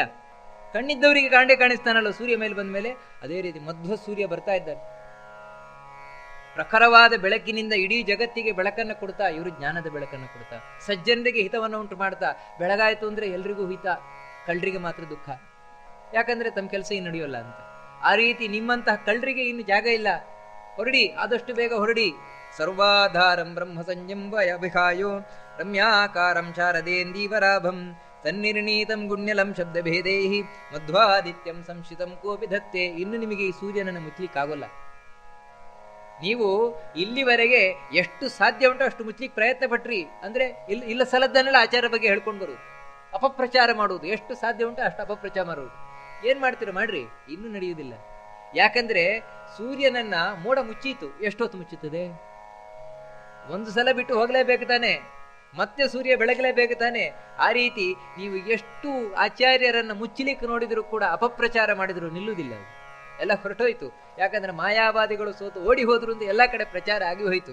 ಇನ್ನು ನಿಮಗೆ ಜಾಗ ಇಲ್ಲ, ಹೊರಡಿ ಹೊರಡಿ ಅಂತ ಹೇಳ್ತಾ ಇದ್ದಾರೆ. ಯಾಕಂತ ಹೇಳಿದ್ರೆ ಆಚಾರ್ಯರು ಭಗವಂತನನ್ನು ಆಶ್ರಯಿಸಿದವರು. ಯಾರು ಭಗವಂತ ಇದ್ದಾನೆ, ನಾರಾಯಣ ಇದ್ದಾನೆ, ಅವನನ್ನು ಸದಾ ಆಶ್ರಯಿಸಿದವರು. ಈ ಸೂರ್ಯ ಆಕಾಶವನ್ನ, ಯಾಕಂದ್ರೆ ಆಕಾಶಕ್ಕೆ ವಿಷ್ಣು ಪದ ಅಂತ ಸಂಸ್ಕೃತದಲ್ಲಿ ಇವರು ವಿಷ್ಣು ಪದವನ್ನು ಆಶ್ರಯಿಸಿದವರು. ಈ ರೀತಿ ಹೇಳ್ತಾ ನಾರಾಯಣ, ಇನ್ನೊಬ್ಬ ನಾರಾಯಣ ಬಂದಾಗೆ, ಶಂಖ ಚಕ್ರ ಗದಾಪದ್ಮವನ್ನು ನಾರಾಯಣ ಹಿಡಿದಾಗೆ ಆಚಾರ್ಯರು ಕೂಡ ತಾವು ಒಂದು ರೀತಿ ವೇದವ್ರಾತ ಸುದರ್ಶನ ಫಲಸಸ್ತರ್ಕಾಖ್ಯ ಶಂಖಧ್ವನಿ ವಿಭ್ರಾಜಿಷ್ಣು ಪ್ರಾಣ ಸಂಹದಿಗತಃ ಶ್ಲೋಕೋಘಶಾಂಗಾನ್ವಿತಃ ಅಂತ ಹೇಳ್ತಾರೆ. ಒಳ್ಳೆಯ ವೇದ ಮಾತುಗಳೇನಿದೆ ಅದೇ ಸುದರ್ಶನ ಚಕ್ರ. ಅಂದ್ರೆ ಆಚಾರ್ಯರು ಏನ್ ಹೇಳಿದ್ರು ವೇದದ ಮಾತುಗಳನ್ನು ಹೇಳ್ತಾ ಇದ್ರು. ಸುದರ್ಶನ ಚಕ್ರ ಬಿಟ್ಟಾಗೆ ದುಷ್ಟ ಸಂಹಾರಕ್ಕೋಸ್ಕರ ಆಚಾರ್ಯರು ಏನು ಹಿಡಿದೊಳಿದ್ರೆ ನಿಮ್ ತಪ್ಪು, ಯಾಕಂದ್ರೆ ನೋಡಿ ವೇದಕ್ಕೆ ವಿರುದ್ಧವಾದ ಈ ರೀತಿ ಹೇಳ್ತಾ ಇದ್ರು. ತರ್ಕಾಖ್ಯ ಶಂಖಧ್ವನಿ, ಒಳ್ಳೆಯ ತರ್ಕ, ಕುತರ್ಕ ಅಲ್ಲ, ಮತ್ತೆ ಒಳ್ಳೆಯ ಸುತರ್ಕ. ವೇದವ್ಯಾಸರು ನಿರ್ಮಾಣ ಮಾಡಿದಂತಹ ತರ್ಕ ಅಂದ್ರೆ ಯುಕ್ತಿಗಳು, ಅದೇ ಶಂಖ. ಆ ಶಂಖದಿಂದ ಶತ್ರುಗಳ ಮನಸ್ಸನ್ನ ಅಲುಗಾಡಿಸಿ ಬಿಡ್ತಾ ಇದ್ರು. ವಿಭ್ರಾಜಿಷ್ಣು ಪುರಾಣ ಸಂಹತಿಗತಃ, 18 ಪುರಾಣಗಳೇನಿದೆ ಅದರ ಸ್ಪಷ್ಟ ಅರ್ಥವನ್ನು ಆಚಾರ್ಯರು ತಿಳಿದಿದ್ರು. ಅದೇ ಗದೆ, ಈ ಮಧ್ವನಾರಾಯಣನ ಕೈಯಲ್ಲಿರುವ ಗದೆ. ಉಳಿದವರು ಪುರಾಣ ಮುಟ್ಲಿಕ್ಕೆ ಹೋಗಲಿಲ್ಲ, ಯಾಕಂತ ಹೇಳಿದ್ರೆ ಅದು ಅರ್ಥ ಮಾಡ್ಲಿಕ್ಕೆ ಬರೋಲ್ಲ. ಆದ್ರೆ ನೋಡಿ ಆಚಾರ್ಯರು ಸ್ಪಷ್ಟವಾಗಿ ಪುರಾಣಗಳು ಕೂಡ ಪ್ರಮಾಣ ಅಂತ ತಿಳಿಸಿದವರು. ನಂತರ ಶ್ಲೋಕೋಘ ಶಾರ್ಗಾನ್ವಿತಃ, ಪಂಚರಾತ್ರ ಮುಂತಾದವುಗಳೇನಿದೆ ಅದೇ ಶಾರ್ಂಗ ಧನುಸ್ಸು, ವಿಷ್ಣುವಿನ ಕೈಯಲ್ಲಿ ಅಂದ್ರೆ ಶಾಂಗರ್ ಬಿಲ್ಲು, ಅದೇ ಈ ಮಧ್ವರ ಕೈಯಲ್ಲಿರುವಂತಹ ಬಿಲ್ಲು. ಸಸ್ಸೂತ್ರೇಶ್ವಿತಿಹಾಸ ನಂದ ಕಚಣೋ, ಇನ್ನು ನಂದಕ ಅಂತ ಖಡ್ಗ ವಿಷ್ಣುವಿನ ಕೈಯಲ್ಲಿರುವುದು. ಅದೇ ರೀತಿ ಬ್ರಹ್ಮಸೂತ್ರಗಳೆಂಬಂತಹ ಖಡ್ಗ ಹಿಡ್ಕೊಂಡು ನಿಂತಿದ್ದಾರೆ ಮಧ್ವಾಖ್ಯ ನಾರಾಯಣ. ಇನ್ನು ನಿಮಗಿಲ್ಲ, ಓಡಿ ಓಡಿ ಅಂತ ಈ ಎಲ್ಲ ಶಿಷ್ಯರುಗಳು ಆ ಓಡ್ತಾ ಇರುವ ಮಾಯಾವಾದಿಗಳನ್ನು ನೋಡಿ ಖುಷಿಯಿಂದ ಹಾಡಿದ್ರಂತೆ. ಆಚಾರ್ಯರ ಹತ್ರ ಪ್ರಾರ್ಥನೆ ಮಾಡಿಕೊಳ್ಳುವಂತೆ, ಸ್ವಾಮಿ ಇದನ್ನು ನೀವು ಕಡೆಯಲ್ಲಿ ಸೇರಿಸಬೇಕು ನಿಮ್ಮ ಗ್ರಂಥದಲ್ಲಿ. ಇವತ್ತು ಕೂಡ ಆ ಶ್ಲೋಕಗಳಿವೆ. ಈ ರೀತಿ ಆಚಾರ್ಯರು ತಾವು ಸೋಲಿಸಿ ಅಲ್ಲಿಂದ ಹೊರಟರು, ಆ ಕಾವು ಗ್ರಾಮದಿಂದ ಹೊರಟರು, ಸೀದಾ ಹೊರಟರು. ಆ ಗ್ರಂಥಗಳನ್ನು ಮುಟ್ಲಿಕ್ಕೆ ಹೋಗಲಿಲ್ಲ ನೋಡಿ ಆಚಾರ್ಯರು. ಯಾಕಂದ್ರೆ ಅವನೇ ತಂದು ಒಪ್ಪಿಸ್ಬೇಕು, ಪದ್ಮತಿ ಇರ್ತಾನೆ. ಅದಕ್ಕೋಸ್ಕರ ತಾವಲ್ಲಿಂದ ಸೀದಾ ಹೊರಟು ಕೊಡಿಪಾಡಿಯನ್ನು ಸೇರಿದರು. ಇತಿ ನಿಗದಿತ ಮಾಯಾವಾದಿ ವಿದ್ವೇಷ ವೇಷೇ ಶುಭಜನನಿ ಕರೇ ಸ್ವಾರಾಮತೋಸ್ಮಾತ್ ಪ್ರಯಾತಃ ನ್ಯವಸದಮರಧಿಷ್ಣೆ ಪ್ರಾಗ್ರವಾಟಾಭಿಧಾನೆ ಗುರುಮತಿರಭಿನಂದನ್ ದೇವಮಾನಂದ ಮೂರ್ತಿಂ. ಕೊಡಿಪಾಡಿ ಅಂದ್ರೆ ಈ ಸುಳ್ಯ ಪುತ್ತೂರು ಏನಿದೆ, ಆ ಸುಳ್ಯ ಪುತ್ತೂರಿನ ಹತ್ತಿರ ಇರುವಂಥದ್ದು. ಅಲ್ಲಿ ಪುತ್ತೂರು ತುಂಬಾ ಹತ್ತಿರ ಇರುವುದು ಕೊಡಿಪಾಡಿ. ಆ ಕೊಡಿಪಾಡಿಯಲ್ಲಿ ಜನಾರ್ದನ ದೇವಸ್ಥಾನ. ಆ ಜನಾರ್ದನ ದೇವಸ್ಥಾನದಲ್ಲಿ ಆಚಾರ್ಯರು ಚಾತುರ್ಮಾಸಕ್ಕೆ ಕುಳಿತರು. ಇವತ್ತಿಗೂ ಆ ಕುರು ಹಾಗೆ ಆಚಾರ್ಯರ ಕೂತ ಅಲ್ಲಿ ಇದಿದೆ, ಒಂದು ಕಲ್ಲಿದೆ, ಚಪ್ಪಡಿ ಕಲ್ಲಿದೆ. ಆಚಾರ್ಯರು ನಿತ್ಯ ಕೂತು ಜಪ ಪೂಜೆ ಮುಂತಾದವುಗಳನ್ನು ಮಾಡ್ತಾ ಇದ್ದರು. ಇವತ್ತಲ್ಲಿ ಪೂಜೆ ಮಾಡ್ತಾರೆ. ಯಾವ ರೀತಿ ಅನಂತೇಶ್ವರದಲ್ಲಿ ಆಚಾರ್ಯರು ಕೂರ್ತಾ ಇದ್ದ ಒಂದು ಚಪ್ಪಡಿ ಕಲ್ಲಿದೆ, ಅದೇ ರೀತಿ ಅಲ್ಲಿ ಕೂಡ ಇದೆ. ಕೊಡಿಪಾಡಿಯಲ್ಲೂ ಕೂಡ ಆಚಾರ್ಯರು ನಿರ್ಮಾಣ ಮಾಡಿದ ಒಂದು ತೀರ್ಥ ಇದೆ. ಅದರಲ್ಲಿ ಇವತ್ತು ಮಿಂದ್ರೆ ಚರ್ಮರೋಗ ಎಲ್ಲ ಪರಿಹಾರ ಆಗ್ತದೆ ಎಂದು ಪ್ರಸಿದ್ಧ. ಕೊಡಿಪಾಡಿಯಲ್ಲಿ ಇದೆ ಇವತ್ತು ಕೂಡ. ಆ ರೀತಿ ಕೊಡಿಪಾಡಿಯಲ್ಲೇ ಆಚಾರ್ಯರು ಕೂತು ಚಾತುರ್ಮಾಸ್ಯವನ್ನು ಮುಗಿಸಿದ್ರು. ಆ ಚಾತುರ್ಮಾಸ್ಯ ಮುಗಿಸುವವರೆಗಂದ್ರೆ ಈ ಕಾರ್ತಿಕ ಮಾಸ ನಾಡಿದ್ದು ಉತ್ಥಾನ ದ್ವಾದಶಿಗೆ ಹೇಳುದು. ಅಲ್ಲಿ ತನಕವೂ ಕೂಡ ಆಚಾರ್ಯರು ಉಳಿದ ಚರ್ಚೆಗೆ ಹೋಗಲಿಲ್ಲ. ನಿರ್ಲಿಪ್ತವಾಗಿ ಭಗವಂತನ ಚಿಂತನೆ ಮಾಡ್ತಾ ಕೂತು ಬಿಟ್ರು ಆಚಾರ್ಯರು. ಚಾತುರ್ಮಾಸ ಮುಗಿಸಿದ್ರು. ಮುಗಿಸಿ ಪೃಥುದರ್ಶನ ಮುತ್ಥಿತಂ ಕೃತಾರ್ಥಂ ಪೃಥಿವೀ ಭೃತ್ ಪ್ರಣತಿಂ ಗೃಹೀತವಂತಂ ನಿಜ ಶಿಷ್ಯ ಮುತೇತ ಸಖ್ಯಮಾಪ್ತಂ ಪುರುಷ ಕಶ್ಚಿದುಪಾಯಯೋ ಕದಾಚಿತ್. ಏನಾಯ್ತು ಅಂತ ಹೇಳಿದ್ರೆ, ಯಾವಾಗ ಆಚಾರ್ಯರು ಚಾತುರ್ಮಾಸ್ಯ ಹೇಳ್ತಾ ಇದ್ದಾರೆ ಅಂತ ಗೊತ್ತಾಯ್ತು, ಪದ್ಮತೀರ್ಥ ಮುಂತಾದವರೆಲ್ಲ ಕಾವಿನಲ್ಲೇ ಇದ್ರು, ಕಾವು ಗ್ರಾಮ ಅಲ್ಲೇ ಇದ್ರು. ಅಲ್ಲೇ ಇದ್ದವರು ಇನ್ನು ಇವರು ಚಾತುರ್ಮಾಸ್ಯ ಎದ್ದ ಮೇಲೆ ನಮಗೆ ಉಳಗಾಲ ಇಲ್ಲ, ಇಲ್ಲಿ ಬರ್ತಾರೆ ಮತ್ತೆ ನಮಗೆ ಗ್ರಂಥ ಇರುವವರೆಗೆ ನಮಗೆ ಪಜೀತಿ ತಪ್ಪಿದ್ದಲ್ಲ ಅಂತೇಳಿ ಆಚಾರ್ಯರು ಅಲ್ಲಿ ಹುಣ್ಣಿಮೆ ದಿನ ಹೇಳ್ತಾರೆ ಅಂತ ಗೊತ್ತಾದ ಕೂಡಲೇ ತಾವಿಲ್ಲಿ ರಾತ್ರೋರಾತ್ರಿ ಆ ಗ್ರಂಥಗಳನ್ನೆಲ್ಲ ಬಿಟ್ಟು ಓಡಿ ಹೋದ್ರದು. ಆಚಾರ್ಯರು ಏನು ಗ್ರಂಥ ಭಂಡಾರವನ್ನೆಲ್ಲ ಕದ್ದಿದ್ರು ಅದನ್ನೆಲ್ಲ ಬಿಟ್ಟು ಓಡಿ ಹೋದ್ರದು. ಆಚಾರ್ಯರು ತಾವು ಬಂದ್ರು, ಸೀದಾ ಬಂದ್ರು ಇದಕ್ಕೆ, ಆ ಕಾವು ಗ್ರಾಮಕ್ಕೆ ಬಂದರು. ಬಂದ ಕೂಡಲೇ ಅಲ್ಲಿಯ ಜನ ಈಗಾಗಲೇ ಬಿಟ್ಟು ಹೋಗ್ಲಿಕ್ಕೆ ಇನ್ನೊಂದು ಕಾರಣ ಏನಂದ್ರೆ, ಪದ್ಮತೀರ್ಥನಿಗೆ ನೋಡಿ ಅಲ್ಲಿವರೆಗೆ ಅವರಿಗೆ ಈ ಪೊಲಿಟಿಕಲ್ ಸಪೋರ್ಟ್ ಇತ್ತು, ರಾಜಕೀಯವಾದ ಸಪೋರ್ಟ್ ಇತ್ತು ಪದ್ಮತೀರ್ಥನಿಗೆ ಮುಂತಾದವರಿಗೆ. ಆದರೆ ಯಾವಾಗ ಎಲ್ಲ ರಾಜಕೀಯ ಮುಖಂಡರಿಗೆ ಗೊತ್ತಾಯಿತು ಜಯಸಿಂಹರಾಜ ಆಚಾರ್ಯರ ಶಿಷ್ಯ ಅಂತ. ಜಯಸಿಂಹರಾಜ ಅಂದ್ರೆ ತುಳುನಾಡಿನ ರಾಜ, ಅವನ ಅಡಿಯಲ್ಲಿ ಇವರೆಲ್ಲ ಇರೋರು, ಎಲ್ಲ ಗ್ರಾಮಾಧಿಕಾರಿಗಳು ಅವನ ಅಡಿಯಲ್ಲಿರುವವರು, ಪಕ್ಷನಾಥ, ಬಲ್ಲಾಳ ಮುಂತಾದವರೆಲ್ಲ. ಆದರೆ ಯಾವಾಗ ಜಯಸಿಂಹನೇ ಆಚಾರ್ಯರ ಪರಮ ಶಿಷ್ಯ ಅಂತ ಗೊತ್ತಾಯ್ತು, ಕೂಡಲೇ ಅವ್ರು ಹೆದರ್ಬಿಟ್ರು.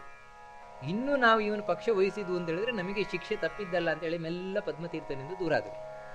ಯಾವಾಗ ಅವನಿಗೆ ಪೊಲಿಟಿಕಲ್ ಸಪೋರ್ಟ್ ಹೊರಟೋಯ್ತು, ರಾಜಕೀಯ ಸಪೋರ್ಟ್ ಹೊರಟೋಯ್ತು, ಕೂಡಲೇ ಇನ್ನು ನನಗೆ ಉಳಿಗಾಲ ಇಲ್ಲ ಅಂತ ಹೇಳಿದ ರಾತ್ರೋರಾತ್ರಿ ಪದ್ಮತೀರ್ಥ ಗ್ರಂಥವನ್ನು ಬಿಟ್ಟು ಓಡಿ ಹೋದ.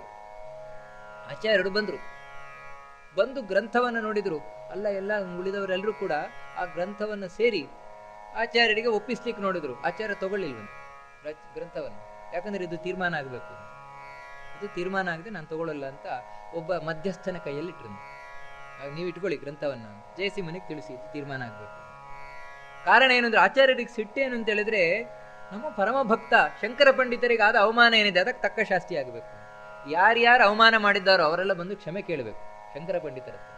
ಅಂದ್ರೆ ತಮ್ಮ ಭಕ್ತರ ಬಗ್ಗೆ ಆಚಾರ್ಯರು ಎಷ್ಟು ಕಾಳಜಿ ವಹಿಸ್ತಾರೆ ಅಂತ ಅದನ್ನ ನಾವು ಕಾಣಬೇಕಾದದ್ದು. ಅದಕ್ಕೋಸ್ಕರ ಗ್ರಂಥ ಸಿಕ್ಕಿದ್ರು ಕೂಡ ಅದನ್ನ ಅಲ್ಲೇ ಬಿಟ್ಟು ಹೊರಟ್ರು ಆಚಾರ್ಯ. ಜಯಸಿಂಹನಿಗೆ ತಿಳಿಸಿ ವಿಷಯವನ್ನು. ಜಯಸಿಂಹ ಏನ್ ಮಾಡ್ತಾನೆ, ಯಾಕಂದ್ರೆ ಅವನಿಗೆ ಗ್ರಾಮಾಧಿಕಾರಿಗಳೆಲ್ಲ ಹೇಳಬೇಕು ಅಂತ. ಎಲ್ಲಾ ಗ್ರಾಮಾಧಿಕಾರಿಗಳು ಯಾರ್ಯಾರವತ್ತು ಈ ಪದ್ಮತೀರ್ಥನೊಟ್ಟಿಗೆ ಸೇರಿಕೊಂಡು ಗ್ರಂಥಾಪಾರ ಮಾಡ್ಕೊಂಡು ಬೇಕಾದ್ರೆ ಸಪೋರ್ಟ್ ಮಾಡಿದ್ರು, ಅವರೆಲ್ಲ ಶಂಕರ ಪಂಡಿತರಿಗೆ ಅಡ್ಡ ಬೀಳಬೇಕು, ತಪ್ಪಾಯ್ತು ಅಂತ ಕೇಳ್ಕೊಳ್ಬೇಕು, ಆಮೇಲೆ ಇವ್ರು ಸ್ವೀಕಾರ ಮಾಡಬೇಕು ಗ್ರಂಥ. ಅಲ್ಲಿ ತನಕ ಸ್ವೀಕಾರ ಮಾಡಬಾರದು. ಅಂದ್ರೆ ಯಾರಿಗೆ ಅವಮಾನ ಆಗಿದೆ ಅವರಿಂದಲೇ ಸಮ್ಮಾನ ಆಗಬೇಕು. ಈ ರೀತಿ ಹೇಳಿ ಆಚಾರ್ಯರು ಸೀದಾ ವಾಪಸ್ ಹೊರಟ್ರಂತೆ, ಸೀದಾ ಸಖ್ಯ ಪರ್ವತದ ಕಡೆ ಹೊರಟ್ರಂತೆ. ಅಂದ್ರೆ ಘಟ್ಟದ ಮೇಲೆ, ಆಚಾರ್ಯರು ಘಟ್ಟದ ಮೇಲೆ ಹೋಗ್ತಾ ಇದ್ದಾರೆ. ಯಾಕಂದ್ರೆ ಅಲ್ಲಿ ನಿಜ ಶಿಷ್ಯ ಮುತೇತ ಸಖ್ಯ ಮಾಪ್ತಃ ಅಂತ ಹೇಳ್ತಾರೆ. ಅಂತ ಹೇಳಿದ್ರೆ ಯಾರು ಕೆಲವು ಶಿಷ್ಯರು ಕರೆದಿದ್ದಾರಲ್ಲ, ಘಟ್ಟದ ಮೇಲಿರುವಂತಹ ಶಿಷ್ಯರೇನಿದ್ದಾರೆ ಆಚಾರ್ಯರನ್ನು ಕರೆದಿದ್ದಾರೆ, ಗುರುಗಳೇ ಬನ್ನಿ, ನಮ್ಮನೆಗೆ ಬನ್ನಿ, ನಮ್ಮನೆಗೆ ಬನ್ನಿ, ನಮ್ಮ ಹತ್ರ ಬನ್ನಿ. ಅದಕ್ಕೋಸ್ಕರ ಆಚಾರ್ಯರು ಸಖ್ಯ ಪರ್ವತದ ಮೇಲೆ ಹೊರಟಿದ್ದಾರೆ. ಅಂದ್ರೆ ಇಲ್ಲಿ ಕೊಡಿಪಾಡಿಯಿಂದ ಪುತ್ತೂರಿನಿಂದ ತಾವು ಆ ಕಡೆ ಮೇಲಕ್ಕೆ ಹೋಗ್ತಾ ಇದ್ದಾರೆ. ಆಗ ಜಯಸಿಂಹನಿಗೆ ವಿಷಯ ಗೊತ್ತಾಯ್ತು. ವಿಷಯ ಗೊತ್ತಾದದ್ದೇ ತಡ ಕೂಡಲೇ ತಾನು ಎಲ್ಲ ತರಾಟೆಗೆ ತಗೊಂಡ. ಯಾರ್ಯಾರು ಸಪೋರ್ಟ್ ಮಾಡಿದ್ರು ಪದ್ಮತೀರ್ಥನಿಗೆ, ಶಂಕರ ಪಂಡಿತರಿಗೆ ಯಾರ್ಯಾರು ಅವಮಾನ ಮಾಡಿದ್ರು ಎಲ್ಲರನ್ನ ತರಾಟೆಗೆ ತಗೊಂಡ. ನಾನು ಆಚಾರ್ಯರನ್ನು ಕರೆಸ್ತೇನೆ, ನಮ್ಮ ಗುರುಗಳ ಮುಂದೆ ಆಚಾರ್ಯರ ಮುಂದೆ ನೀವೆಲ್ಲ ಕ್ಷಮೆ ಕೇಳಬೇಕು ಶಂಕರ ಪಂಡಿತರಿಗೆ, ಇಲ್ಲ ಅಂತ ಹೇಳಿದ್ರೆ ಶಿಕ್ಷೆ ಕೊಡ್ತೇನೆ ಈ ರೀತಿ ಗದರಿಸಿ ಕೂಡಲೇ ಒಬ್ಬ ತಮ್ಮ ಸೇವಕನನ್ನ ಕಳಿಸಿಕೊಟ್ಟ ಜಯಸಿಂಹನ್ ಆಚಾರ್ಯರ ಹತ್ರ. ಅವನಾದರೂ ಬಹಳ ಬೇಗನೆ ಬಂದಂತ. ಆಚಾರ್ಯರು ಈ ಕಡೆ ಸಂಚಾರಕ್ಕೆ ಹೊರಟಿದ್ದಾರೆ. ಅವನನ್ನ ಕೂಡಲೇ ಬಂದು ತಾನು ಪ್ರಾರ್ಥನೆ ಮಾಡಿಕೊಂಡ. ಭಗವಾನಿಘನಸ್ವ ಕಿಂಕರಾಡ ಮಚಿರೇಣ ವ್ರಜತಾದನುಗ್ರಹಾಯ ಇತಿ ಕಾರ್ಯ ಚಿಕೀರ್ಷಯಾರ್ಥಯತ್ವಾಂ ನೃಪ ಇತ್ಯಭ್ಯದಿತೈಶತಂ ಪ್ರಣಮ್ಯ. ಅವನು ಬಂದು ಪ್ರಾರ್ಥನೆ ಮಾಡಿಕೊಂಡ. ಜಯಸಿಂಹನ ರಾಜ ಏನಿದ್ದಾನಂದ್ರೆ ಈ ತುಳುನಾಡಿನ ರಾಜ ಆಗಿನ ಕುಂಬಳೆ ಅರಸ, ಅವನು ಇಮ್ಮಡಿ ಜಯಸಿಂಹ ಅಂತ ಹೇಳ್ತಾರೆ. ಅವನು ಕಳಿಸಿದ್ದಾನೆ. ಆ ಪುರುಷ ಬಂದು, ಆ ವ್ಯಕ್ತಿ ಬಂದು ತಾನು ಪ್ರಾರ್ಥನೆ ಮಾಡ್ಕೊಂಡು ಹೇಳ್ತಾನೆ, ಸ್ವಾಮಿ ರಾಜರು ಹೇಳಿದ್ದಾರೆ ಏನು ಅಂತ ಹೇಳಿದ್ರೆ, ಸ್ವಾಮಿ ನಮ್ಮನ್ನು ಅನುಗ್ರಹ ಮಾಡ್ಲಿಕ್ಕೆ ಬರಬೇಕು, ತಾವು ನಮ್ಮ ರಾಜ್ಯಕ್ಕೆ ಬರಬೇಕು, ನಮ್ಮ ಊರಿಗೆ ಬರಬೇಕು. ಯಾಕಂದ್ರೆ ಅತ್ಯಂತ ಪ್ರಮುಖವಾದ ಒಂದು ಕಾರ್ಯ ಆಗಬೇಕಾಗಿದೆ, ಅದಕ್ಕಾಗಿ ತಾವು ಬರಬೇಕು. ಕಾರ್ಯ ಚಿಕೀರ್ಷೆಯ ಒಂದು ಕಾರ್ಯ ಆಗ್ಬೇಕು. ಏನ್ ಕಾರ್ಯ ಅಂದ್ರೆ ಗ್ರಂಥವನ್ನು ತಮಗೆ ಒಪ್ಪಿಸಬೇಕು, ಕ್ಷಮೆ ಕೇಳಬೇಕು. ಯಾಕಂದ್ರೆ ನನ್ನ ರಾಜ್ಯದಲ್ಲಿ ಇದು ಅವಮಾನ ಆಗಿದೆ. ಯಾಕಂದ್ರೆ ಏನೇ ರಾಜ್ಯದಲ್ಲಿ ಆದರೂ ಕೂಡ ಅದಕ್ಕೆ ಮುಖ್ಯ ಹೊಣೆ ರಾಜ ತಾನೆ. ಅದಕ್ಕೆ ನನ್ನ ರಾಜ್ಯದಲ್ಲಿ ಆದ ಅವಮಾನಕ್ಕೆ ನಾನು ಕ್ಷಮೆ ಕೇಳಬೇಕು, ಅದಕ್ಕೆ ತಾವು ಬರಬೇಕು ಅಂತ ಪ್ರಾರ್ಥನೆ ಮಾಡ್ಕೊಳ್ತಾ ಇದ್ದಾನೆ ರಾಜ ಆ ಪುರುಷನ ಮೂಲಕ. ಅಥಮಾಘವತೀಂ ಅಪಾಸ್ಯ ಕಾಷ್ಠಾಂ ವ್ರಜತಾ ಪೈಧಿತ ತೇಜಸಾ ಪ್ರತೀಚೀಂ ಪರಿಶೋಧಯತಾ ಸ್ವಪಾದ ಸಂಗಾತ್ ಪೃಥಿವೀಂ ಪ್ರಾಜ್ಞ ದಿವಾಕರೇಣ ರೇಜೆ. ಆಯ್ತು ಅಂತ ಆಚಾರ್ಯರು ಒಪ್ಪಿದ್ರು. ತಾವು ಆ ಕಡೆ ಹೋಗುತ್ತಾ ಇದ್ದವ್ರು ಈ ಕಡೆ ತಿರುಗಿದ್ರು, ಪಶ್ಚಿಮದ ಕಡೆಗೆ ತಿರುಗಿದ್ರು. ಪಶ್ಚಿಮದ ಕಡೆಗೆ ತಿರುಗಿ ತಾವು ಕುಂಬಳೆ, ಈ ಕಾಸರಗೋಡು ಆ ಕಡೆ ಬರ್ತಾ ಇದ್ದಾರೆ ಆಚಾರ್ಯ. ಬರಬೇಕಾದ್ರೆ ಯಾವ ರೀತಿ ಬಂದ್ರು ಅದನ್ನು ಹೇಳ್ತಾರೆ ನೋಡಿ. ಅಶುಭಾನ ಪಹಾಯಮಾಯಿ ಜುಷ್ಟಾನ ಧಮಾದ್ರಿ ನಿವಗೋತ್ರ ನಿಮ್ನಗೋ ಗೈ ಸುಜನೇಸ್ತರಸಾಭಿಗಮ್ಯಮಾನ ಪರಮಸ್ನೇಹತಯಾ ಕ್ರಮ ಪ್ರಸನ್ನೈ. ಆಚಾರ್ಯರು ಬಂದ್ರೆ ಒಂದು ಗಂಗಾ ಪ್ರವಾಹ ಬಂದಾಗಿ. ಗಂಗಾ ಪ್ರವಾಹ ಅಂತ ಯಾಕೆ ಹೇಳ್ತಾರೆ ಅಂದ್ರೆ ಅದೇ ರೀತಿ ಗಂಗೆ ಎಲ್ಲೆಲ್ಲಿ ಹರಿದು ಬರ್ತಾಳೆ, ಹರಿದು ಬರಬೇಕಾದ್ರೆ ಆ ಎಲ್ಲಾ ಕ್ಷೇತ್ರವನ್ನ ಪುಣ್ಯತಮವನ್ನಾಗಿ ಮಾಡ್ತಾ ಬರ್ತಾಳೆ. ಗಂಗೆ ಹರಿದ ಜಾಗವೇ ಪವಿತ್ರ, ಗಂಗೆ ಇರುವ ಜಾಗವೇ ಪವಿತ್ರ. ಆ ರೀತಿ ಆಚಾರ್ಯರು ಎಲ್ಲೆಲ್ಲಿ ಬರ್ತಾರ ಎಲ್ಲಾ ಜಾಗಗಳು ಪವಿತ್ರವನ್ನಾಗಿ ಮಾಡ್ಕೊಂಡು ಬರ್ತಾ ಇದ್ದಾರೆ. ಯಾರು ಆಚಾರ್ಯರಿಗೆ ಬಾಗುತ್ತಾ ಇದ್ದಾರೆ, ಬಾಗಿದವರನ್ನೆಲ್ಲ ರಕ್ಷಣೆ ಮಾಡ್ಕೊಂಡು ಬರ್ತಾ ಇದ್ದಾರಂತೆ ಗಂಗಾ ಪ್ರವಾಹದಾಗಿ. ಗಂಗೆ ರಭಸವಾಗಿ ಹರಿತಾ ಇದೆ, ಬಹಳ ರಭಸ ಹರಿಯುವುದು. ಆ ರಭಸಕ್ಕೆ ಮರಗಳು ಬಗ್ಗಿಬಿಟ್ಟು ಅಂತ ಹೇಳಿದ್ರೆ ಅದ್ರ ಮೇಲೆ ಹರ್ಕೊಂಡು ಹೋಗ್ಬಿಡ್ತದೆ.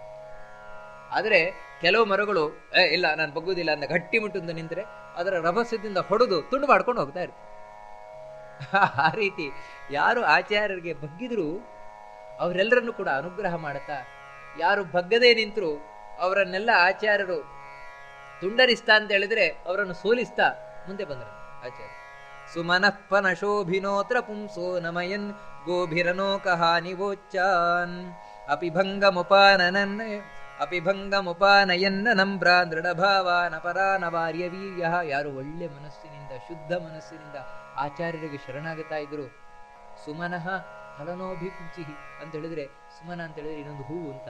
ಮರಗಳು ಹೂವು ಹಣ್ಣಿನಿಂದ ಕೆಳಗೆ ಬಾಗಿದ್ರೆ ಅದೆಲ್ಲವನ್ನು ಸವರ್ಕೊಂಡು ಗಂಗಾ ನದಿ ಹೋಗುವಾಗೆ ಆಚಾರ್ಯರು ಅಂತಹ ಮನಸ್ಸಿನವರಿಗೆ ಒಳ್ಳೆ ಜ್ಞಾನವನ್ನು ಉಪದೇಶ ಮಾಡುತ್ತಾ, ನೋಡಪ್ಪ ದೇವರು ಅಂದ್ರೆ ಹೀಗೆ, ದೇವರನ್ನು ಹೇಗೆ ಉಪಾಸನೆ ಮಾಡಬೇಕು, ಅದರಿಂದ ನೀನು ಒಳ್ಳೆದಾಗತ್ತೆ. ಈ ರೀತಿ ತಾವು ಒಳ್ಳೆ ಶಾಸ್ತ್ರವನ್ನ ಅನುಗ್ರಹ ಮಾಡ್ತಾ ಮುಂದೆ ಹೋಗ್ತಾ ಇದ್ದಾರಂತೆ. ಗಮನೋತ್ಸವ ವಿಸ್ಮಿತೇರ್ನಿಷೇವ್ಯೇರ್ ವಿವಿಧೇರ್ ಜಾನಪದೇರ್ಜನೇ ರಜಸ್ರಂ ಪರಿಸೃತ್ವರ ಕೀರ್ತಿರಾರ್ತಿ ಮುಕ್ತೇ ಪುರುಷೇರ್ ದೂರ ಭವೈಶ್ಚ ಗಮ್ಯಮಾನಃ. ಆಚಾರ್ಯರು ಈ ರೀತಿ ಹೋಗ್ತಾ ಇದ್ರೆ ಹೇಳ್ತಾರೆ, ಅದು ಬರೀ ಪಾದ ನಡ್ಕೊಂಡು ಹೋಗೋದಲ್ಲ, ಸಂಚಾರ ಮಾತ್ರ ಅಲ್ಲ, ಮತ್ತು ಅದೊಂದು ಉತ್ಸವ ಅಂತ. ಆಚಾರ್ಯರು ಹೋಗ್ತಾರೆ ಅಂದ್ರೆ ಉತ್ಸವ. ಯಾಕಂದ್ರೆ ಸಜ್ಜನರ ದಂಡು ಹಿಂದಿಂದ ಬರ್ತಾ ಇದೆಯೋ, ಸಜ್ಜನರೆಲ್ಲರೂ ಆಚಾರ್ಯರಿಂದ ಬರ್ತಾರಂತೆ. ಆಚಾರ್ಯರೊಟ್ಟಿಗೆ ಹೋಗುದೇ ಅವ್ರಿಗೊಂದು ಖುಷಿ. ಆ ರೀತಿ ಇನ್ನು ಕೆಲವರು ಇವರನ್ನು ನೋಡ್ಬೇಕು ಅಂತ. ಆಚಾರ್ಯರು ಎಷ್ಟು ಪ್ರಸಿದ್ಧರಾಗಿದ್ದಾರೆ ಅಂದ್ರೆ ದೂರ ಭವಶ್ಚ ಗಮ್ಯಮಾನಃ ಅಂತ ಹೇಳ್ತಾರೆ. ದೂರದಿಂದ ಜನ ಬರ್ತಾರಂತೆ. ಯಾವ ರೀತಿ ಗಂಗೆ ಹತ್ರ ಬಂದಾಗೆ, ಗಂಗೆಗೆ ಯಾವ್ಯಾವ ದೇಶದಿಂದ ಬರ್ತಾರಲ್ವ ಸ್ನಾನ ಮಾಡಿ ಹೋಗ್ಲಿಕ್ಕೆ, ಗಂಗೆಯನ್ನ ಕಾಣ್ಲಿಕ್ಕೆ. ಆ ರೀತಿ ಎಲ್ಲೆಲ್ಲಿಂದ ಜನ ಬರ್ತಾರಂತೆ ಇವರನ್ನು ಕಾಣಬೇಕು ಅಂತ. ಅಷ್ಟು ಪ್ರಸಿದ್ಧರಾಗಿದ್ದಾರೆ ಆಚಾರ್ಯರು ಆ ಕಾಲದಲ್ಲಿ. ಅಮರೇರ ಮನಾನುಗೇರ್ ಮುನೀಂದ್ರೇರ ಪರೀಕ್ಷಾ ವಿಷಯೇಶ್ಚ ಸೇವ್ಯಮಾನಃ ಹರಿಪಾದ ಸರೋಜ ಸಂಗಸಾರೋ ಭುವನೇ ಪಾವನ ಪಾವನೋ ನಿಕಾಮಂ. ಮೇಲು ನೋಟಕ್ಕೆ ಈ ಜನಗಳಿಂದ ತಾವು ಹಿಂಬಾಲಿಸಿಕೊಂಡು ಬರ್ತಾ ಇದ್ದಾರೆ ಅಂತ. ಆದರೆ ನಾರಾಯಣ ಪಂಡಿತಾಚಾರ್ಯ ಹೇಳ್ತಾರೆ, ಕಣ್ಣಿಗೆ ಕಾಣದೆ ಹಿಂದಿನಿಂದ ದೇವತೆಗಳು ಬರ್ತಾ ಇರ್ತಾರೆ ಅಂತ. ಆಚಾರ್ಯರ ಹಿಂದೆ ಋಷಿಮುನಿಗಳು, ಗಂಧರ್ವರು ಇವರೆಲ್ಲ ಹಿಂದಿನಿಂದ ಬರ್ತಾ ಇರ್ತಾರೆ ಅಂತ ಆಚಾರ್ಯರ ಹಿಂದೆ. ಯಾಕಂತ ಹೇಳಿದ್ರೆ ಇವರು ಬರೀ ಮನುಷ್ಯರ ಗುರುಗಳಲ್ಲ, ದೇವತೆಗಳ ಗುರುಗಳು. ನಾವು ಹಿಂದೆ ನೋಡಿದ್ವಲ್ವ, ಶೇಷ ಬಂದು ಕೂತದ್ದು, ಶಿವ ಬಂದದ್ದು, ಗಂಗೆ ಕಂಡದ್ದು, ಇದೆಲ್ಲ ಕಂಡಾಗ ಇವರು ಸಾಮಾನ್ಯರಲ್ಲ, ಸಾಮಾನ್ಯ ವ್ಯಕ್ತಿಗಳಲ್ಲ ಆಚಾರ್ಯರು. ಯಾಕಂದ್ರೆ ಈ ಜ್ಞಾನ ಅದಕ್ಕೆ ಅಶ್ರುತ ಪ್ರತಿಭಾ ಅಂತ ಹೇಳಿದಾಗೆ ಇಂತಹ ಜ್ಞಾನ ಮತ್ತೆಲ್ಲೂ ಕಂಡಿಲ್ಲ ಜನ, ಅಂತಹ ಜ್ಞಾನಿಗಳು. ಅಯಮ ಪ್ರತಿವಾರಣ ಪ್ರಯಾಣೆ ಪರಮಾನಂದ ಸುತೀರ್ಥ ಸೂರಿರಾಜ ವಿಭಾವತಿ ವೇಲ ಮಚ್ಚರೂಪಸ್ತುರ ಸಿಂಧೋರಿವ ಸಂತತ ಪ್ರವಾಹ. ಗಂಗಾ ಪ್ರವಾಹದ ಹಾಗೆ ತಾವು ಬಂದು ಸಂಜೆ ಆಗ್ತಾ ಇತ್ತು. ಸೀದಾ ತಾವು ಮದವೂರು ಅಂದ್ರೆ ಇವತ್ತು ಮಧೂರು ಅಂತ ಕರಿತೇವೆ. ಮಧೂರು ಗಣಪತಿ ಬಹಳ ಪ್ರಸಿದ್ಧ. ಆ ಮಧೂರಿಗೆ ಬಂದರು. ವಾಸ್ತವಿಕವಾದ ಕಬೇನಾಡ್ ಅಂತ ಕರೀತಾರೆ. ಇವತ್ತೇನು ಕಾಸರಗೋಡು ಅಂತ ಕರಿತೇವೆ, ಅದು ಹಿಂದೆ ಕಬೇನಾಡ್ ಅಂತ ಆ ಪ್ರದೇಶಕ್ಕೆ ಹೆಸರು. ಆ ಕಬೇನಾಡನ್ನು ಪ್ರವೇಶ ಮಾಡಿದ್ರು ಆಚಾರ್ಯರು. ಹಾಗಾಗಲೇ ಸಂಜೆ ಆಗಿತ್ತು. ಅಲ್ಲಿ ಮದನೇಶ್ವರ ದೇವಸ್ಥಾನ ಏನಿದೆ ನೋಡಿ, ವಾಸ್ತವಿಕವಾಗಿ ಇವತ್ತು ಅದನ್ನು ಅನಂತೇಶ್ವರ ಅಂತ ಕರೀತೇವೆ. ಮದನಂತೇಶ್ವರ ಅಂತ ಇದ್ರಲ್ಲಿ ಕರೆಯುತ್ತೆ. ನಿಜವಾಗಿ ಹಿಂದೆ ಅದಕ್ಕೆ ಹೆಸರು ಮದನೇಶ್ವರ ಅಂತ. ಮದನೇಶ್ವರ, ಮದನ ಅಂದ್ರೆ ಕಾಮ, ಕಾಮನನ್ನ ಸುಟ್ಟಂತಹ ಶಿವ ಏನಿದ್ದಾನೆ ಅವನ ದೇವಸ್ಥಾನ. ಅದಕ್ಕೆ ಮದನೇಶ್ವರ ದೇವಸ್ಥಾನ ಅಂತ. ಅದನ್ನು ಬಹಳ ಸ್ಪಷ್ಟ ಹೇಳ್ತಾರೆ ಇಲ್ಲಿ. ಮದನೇಶ್ವರ ದೇವಸ್ಥಾನವನ್ನು ಪ್ರವೇಶ ಮಾಡಿ ಆ ರಾತ್ರಿ ಅಲ್ಲೇ ತಂಗಿದ್ರಂತೆ ಆಚಾರ್ಯರು ತಮ್ಮ ಎಲ್ಲ ಶಿಷ್ಯರೊಂದಿಗೆ.